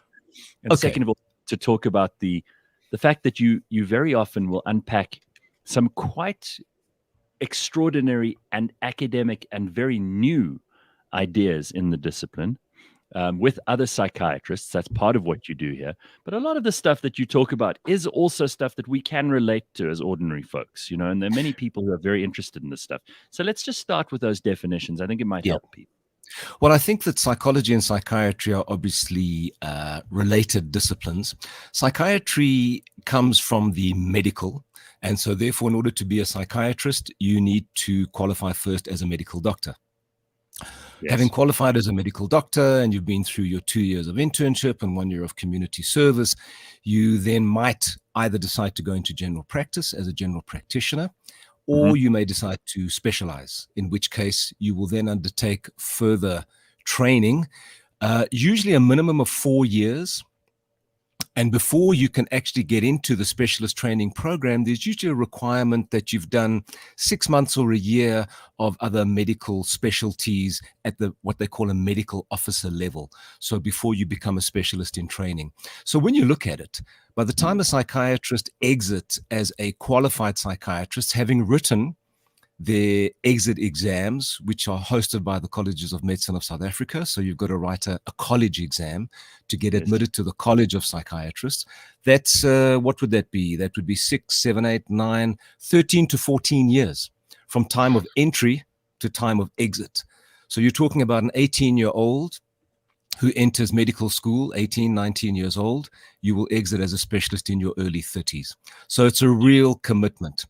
Now, psychology, and obviously the 4 years that you spend specializing is completely dedicated to psychiatry. It's not to say that you don't have involvement with other medical specialist disciplines, such as neurology specifically, but certainly you are focused. So it's an extended period of time. And during that time, you rotate. You go from inpatient units to outpatient units, working in the community, working in units that have specialist focuses within the specialist disciplines, such as eating disorders, child and adolescent, forensic psychiatry. So there are a lot of subspecialist areas within the specialist discipline. Psychology comes from the humanities. So you have a basic Bachelor of Arts degree, then you move into honors, and then you get into masters. And I must say, it's not easy to get into masters from honors into psychology. That is a selection process. I often hear a lot of youngsters say, no, I want to study psychology. And I say, well, that's good and well. And you can major in psychology as an undergraduate. And if you do well enough, you'll get into honors. But the step up from honors to masters, and I stand under correction, but it's been my experience working extensively with psychologists over many decades, that the step up from honors to masters is a selection process, and there's no guarantee that you will get into the master's program, certainly not at first shot, because I think psychology, like psychiatry, is a more what I would call mature discipline. You need to have some kind of life experience. You need to be credible in a sense, so that when a patient walks into the room, they've got a sense that they can trust you, believe in you, and that you've got something to offer beyond a technical ability to simply diagnose and treat. You want somebody who's got a little bit of, I'm going to use the word gravitas, but maybe one earns that after many decades. I don't think you get that as a younger person. So certainly, those are the fundamental differences. So, Prof, someone says here, Easy Picking says, this man explains concepts incredibly well. He's a great guest. Well, that's why he's got his own show, because a lot of these concepts, and Lebang, I'm sure you've heard this too. You know, you hear people on the street. When I say on the street, you know, you hear like friends at a braai, or you go to dinner with somebody, and then they're also a mental health expert, even though they've never studied any of this stuff. They've never done any of this work that Prof. Szabo has just told us about. And then they suddenly start throwing around terms like, oh, you know, this person is bipolar, and diagnosing things. Now, this is very dangerous. As much as we want people to be talking about mental health, that doesn't mean that you're an expert just because you have a friend who has some condition, or because you yourself were prescribed X medication, or because you've been seeing your shrink and lying there on the couch for, you know, once a week or twice a week or whatever it is. And Prof, it must be frustrating because everybody now thinks, just because mental health is so widespread an issue for people, and because it's something everyone's talking about now, that they're all experts. We've got to be very careful. Yes, but I think you raise a very important point without specifically putting your finger on the button. We must be careful not to trivialize through familiarity. Right. And I think that this is something that I obviously have an issue with. People, as you say, use terms very loosely, and suddenly everybody becomes a psychiatrist and a psychologist, amateur, I might add. And that's okay. I mean, people have an awareness. There's nothing wrong with having an awareness, but I think beyond awareness, one needs to have understanding. And I think that information is one thing, knowledge is something different. And I think that is acquired through, obviously, experience, working in the discipline, and a thorough and proper schooling in the actual disciplines of psychiatry or psychology. And I think that as much as one wants to promote mental health and create an awareness and understanding of what psychiatry is, what psychiatry does. In a sense, we want to humanize psychiatry because there are all kinds of stereotypes about what psychiatrists do and who psychiatrists are. And I think, you know, Hollywood and literature has certainly contributed in some way to perpetuating stereotypes. And of course, behind stereotypes, there are certain realities. So I think what the show attempts to do is to create an understanding and an awareness, and certainly point people in the right direction in terms of the kind of information that might be useful to them. And so, coming back to where I started out, one must be careful that familiarity doesn't lead to trivialization. Because if everybody has problems, then actually nobody has problems, because that's the norm. So I think we need to be careful that we don't in any way diminish true mental illness with all of the suffering that goes with it, and not just the sufferer, but their extended system involving loved ones, families, friends, peers, etc. So, Prof, sorry, Lebang, go ahead. You got a question. Yeah, no, I just wanted to ask, like, what we can expect in this new season, like what kind of shows, and you know, what are the kind of topics that you guys will be touching on that will be different from what we've heard on the previous shows? Yeah, certainly we do bring back one or two themes. So, for example, we do have another episode on eating disorders, but I'm going to take a slightly different angle. What you'll see within the new episodes are the concept of living with. Now, living with eating disorders, living with dementia, living with attention deficit hyperactivity disorder, living with learning disabilities. And where am I going with that? I'm going to the families, because I think that these conditions, in fact, all psychiatric conditions, are hugely burdensome. And I don't say that in a negative way. They simply are hugely burdensome for loved ones, spouses, brothers, sisters, mothers, fathers, grandparents, friends, etc. And I think that I wanted to dig in a little bit into the impact on the support system. Because remember, without a support system, the patient doesn't make progress. The patient needs a support system. But how do we understand how the support system deals with a sufferer. So I think that's something that is slightly different, where I'm taking it beyond just talking about a condition, and I'm now starting to look at the impact of certain conditions on the support system. So that is one difference. And of course, aside from eating disorders, we're going to also be looking at ketamine. Ketamine is a very interesting substance. It's an anesthetic drug that now has psychiatric usages, and we're going to be looking beyond depression, where it's starting to kind of establish itself as a potential agent of utility, and be recognized that it has a specific place within the treatment spectrum for depression. But there are other potential indications, and so we're going to take that discussion a little bit further. And I think what you'll also see is that for each episode, I'm trying to have 2 guests as opposed to 1. So having a professional, what I would call maybe a content expert, and then trying to bring in somebody, for example, who runs a support group. So who's on the ground with sufferers and getting their perspective, because I don't want to sit and presume that I understand everything that goes on with a patient or their support system. And so it's nice to bring in people who actually are at the coalface in that sense. So we're going to try to always have 2 guests. And I think that will be the case for pretty much every single one of my shows coming up, except the show that deals with serial killers. I'm going to have Gerard Labuschagne himself coming in to talk about the psychology of serial killers. Wow. So a slightly sort of different take in terms of a podcast that deals with psychiatry. But I think it's an interesting area, and I think it is one which fascinates people as much as it scares people. And so I think we're going to have an interesting conversation there. That sounds amazing. All right, good stuff. So I think it's important also, Prof, to acknowledge that there's a sponsor here, and that this, to produce any series of this kind of gravitas, you need to have producers and guests, and you have to be able to set aside time, and it requires research from you and your guests often, so you could present the stuff to the rest of us in a way that we can understand it, because it is your day-to-day stuff. But very often, unless you sit and prepare this stuff, it's not easy to explain these concepts to the rest of us who are trying to catch on.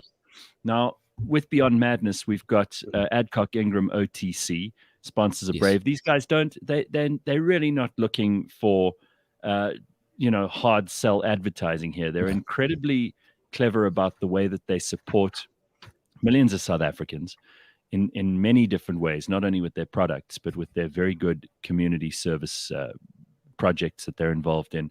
They do a lot of interesting media work in terms of bringing people up to a point where they can understand some of the issues that affect society. They really have a holistic approach, and I think it's worth mentioning them and their involvement, because people might want to know what that is. Well, I think first of all, you have to look at the vision, and I think that I have to acknowledge Sudhir Rampasat.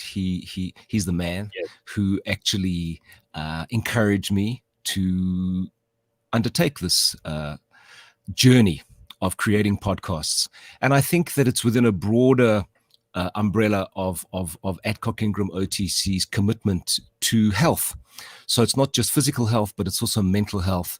And as you say, I do not ever experience any commercial pressure. It's literally, this is a good thing.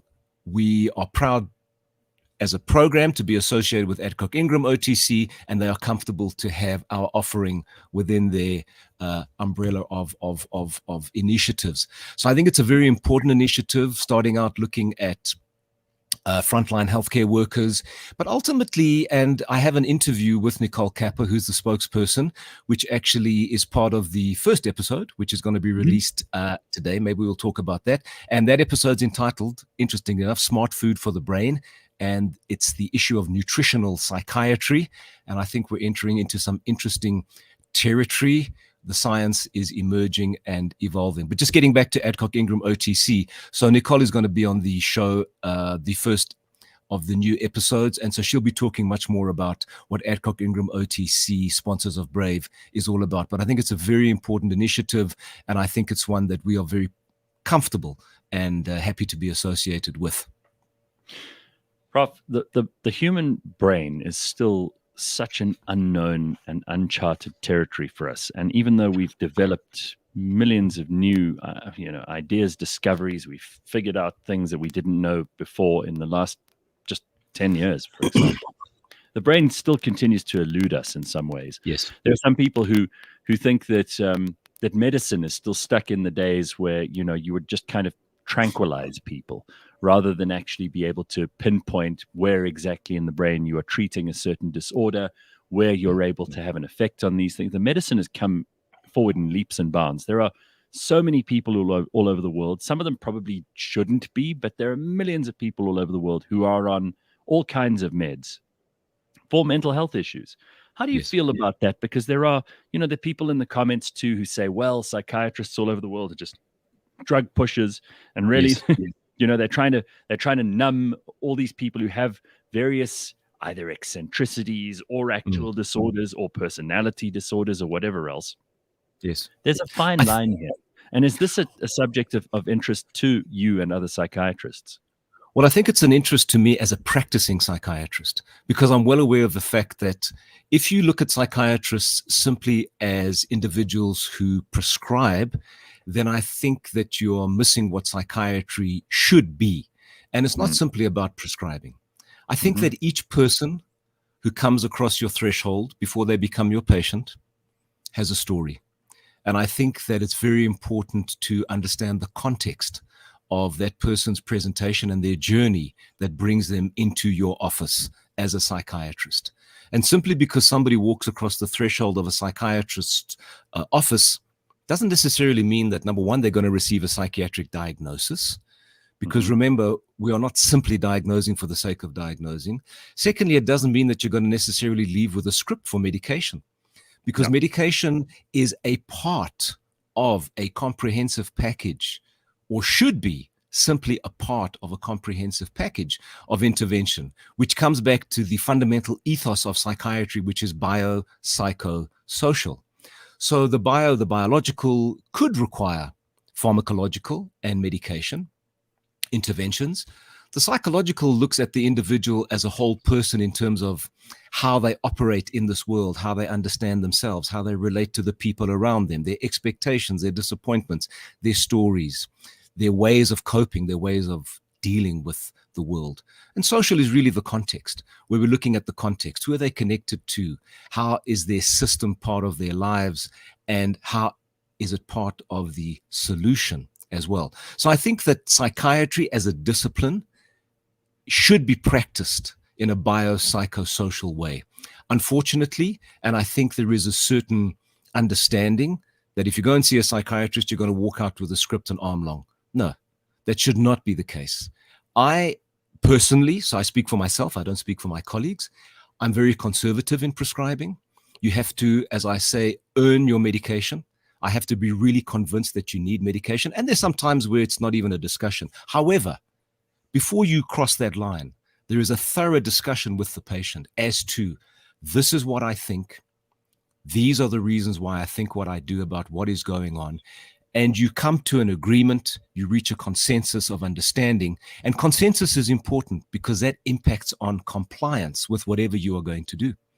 So at the end of the day, before you actually prescribe, you need to go through a process of creating an understanding of why it might be necessary. Because even if a person comes to see you and they accept that they're seeing a psychiatrist and medication might be an option, there is generally wariness and a certain reluctance. And I can understand that. I mean, you're putting powerful drugs into your body, which could change the way you feel, change the way you think, not in a bad way, but obviously sometimes in a bad way it could. I mean, potentially, absolutely. And so that's why you have to understand what are the pros, what are the cons. Right. And therefore, when the patient leaves with a script and is going to embark on a treatment process, they have a clear understanding. So once again, we come down to something very fundamental: honesty, respect, and ultimately communication. These are very important components of any doctor-patient interaction, not just in psychiatry. And I'm often very distressed to hear how little of that goes on in my other disciplines or related medical disciplines. But I think this is really important. And we come down to the issue of time.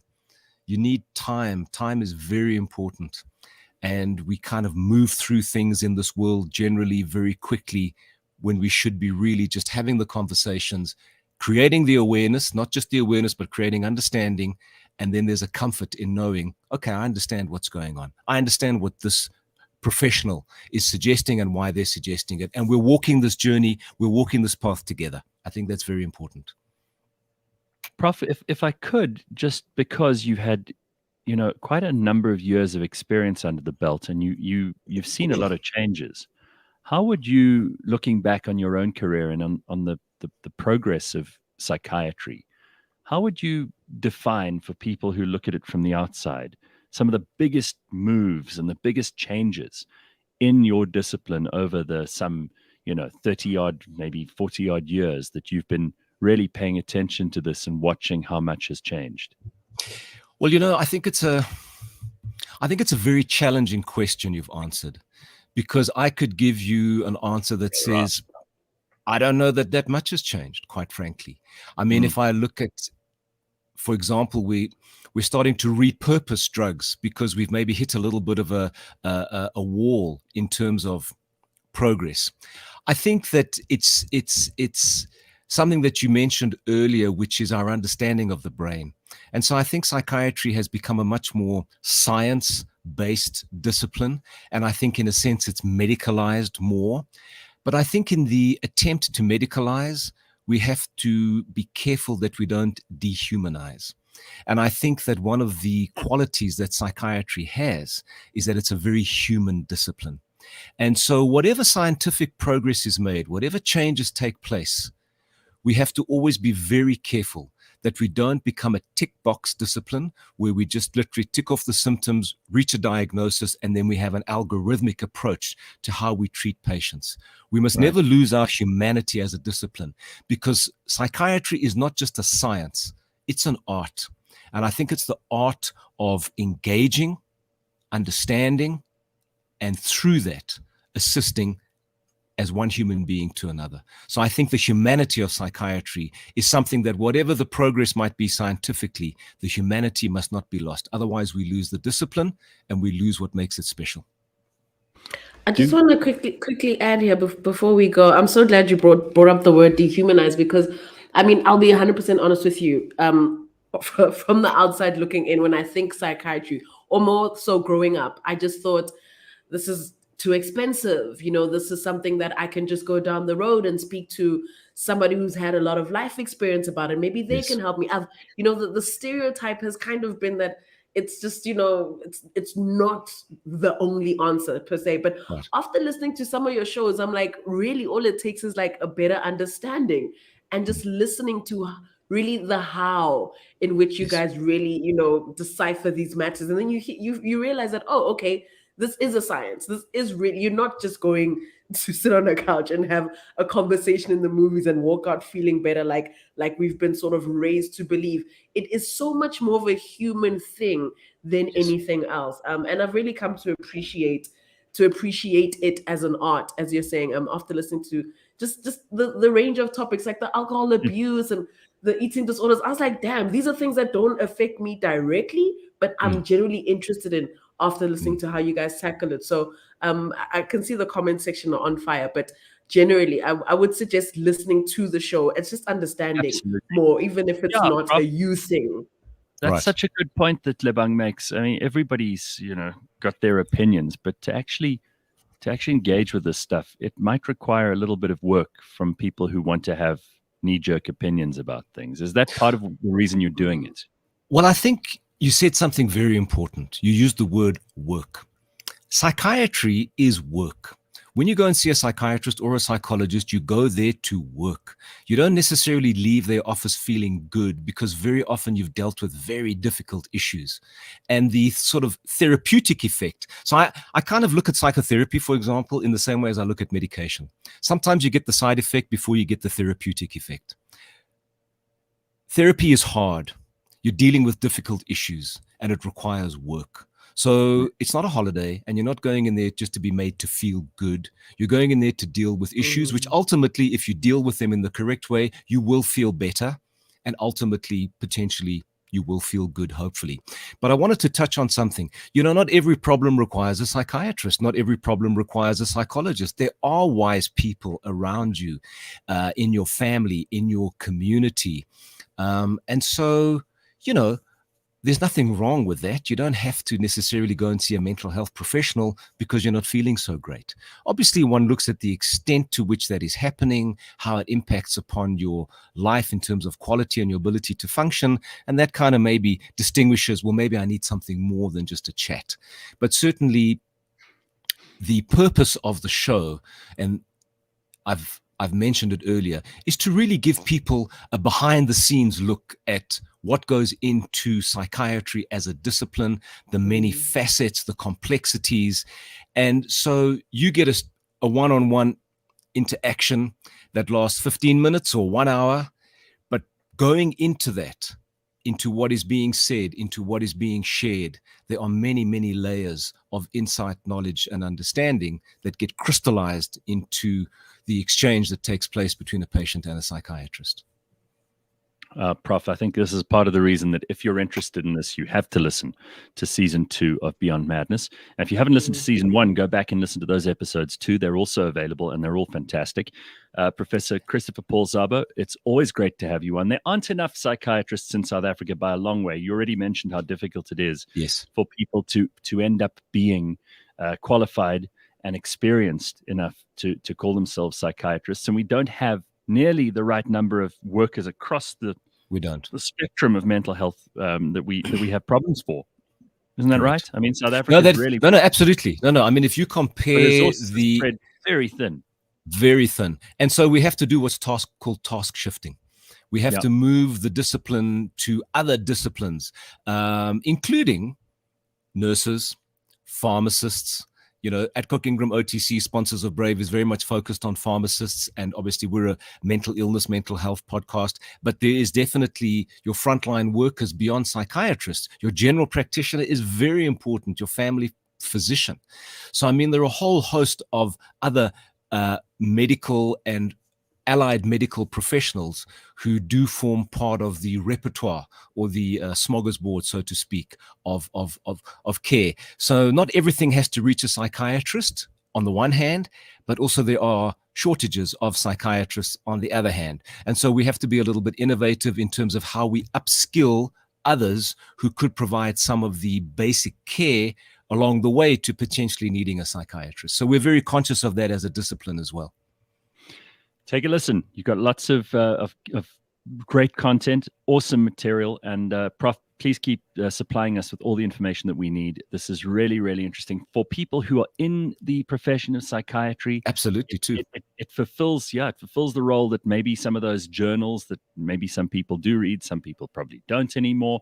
It fulfills that because you've got these conversations between really interesting people from all over the world, who are dealing sometimes in very specialized ways with these subjects, right down to Lebang and I, who are interested in the subject matter just from the observer point of view. And if you've got people in your life who are going through some of this, this may help you to understand as a member of that extended community what's really going on with them. It's just another reason to listen to Beyond Madness every Tuesday.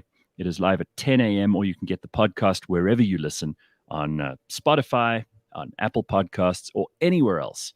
And that is Beyond Madness in association with Adcock Ingram OTC, the sponsors of Brave. Professor Christopher Paul Szabo, so nice to see you. And thanks for being on our show. Thank you very much. And thank you for having me and, getting behind the show. And I must acknowledge my new producer, Dorie van Lochrenberg. She's been very helpful. And Aaron Modise, who does the technical. So I've got a good team. Nice. I'm very happy. And hopefully we're going to produce episodes that people are going to enjoy. We are already enjoying them. Thanks, Prof. Great to have you on. That's all we got time for today, everybody. We will see you tomorrow at 6 a.m. bright and early. Have a good Tuesday. Cheers.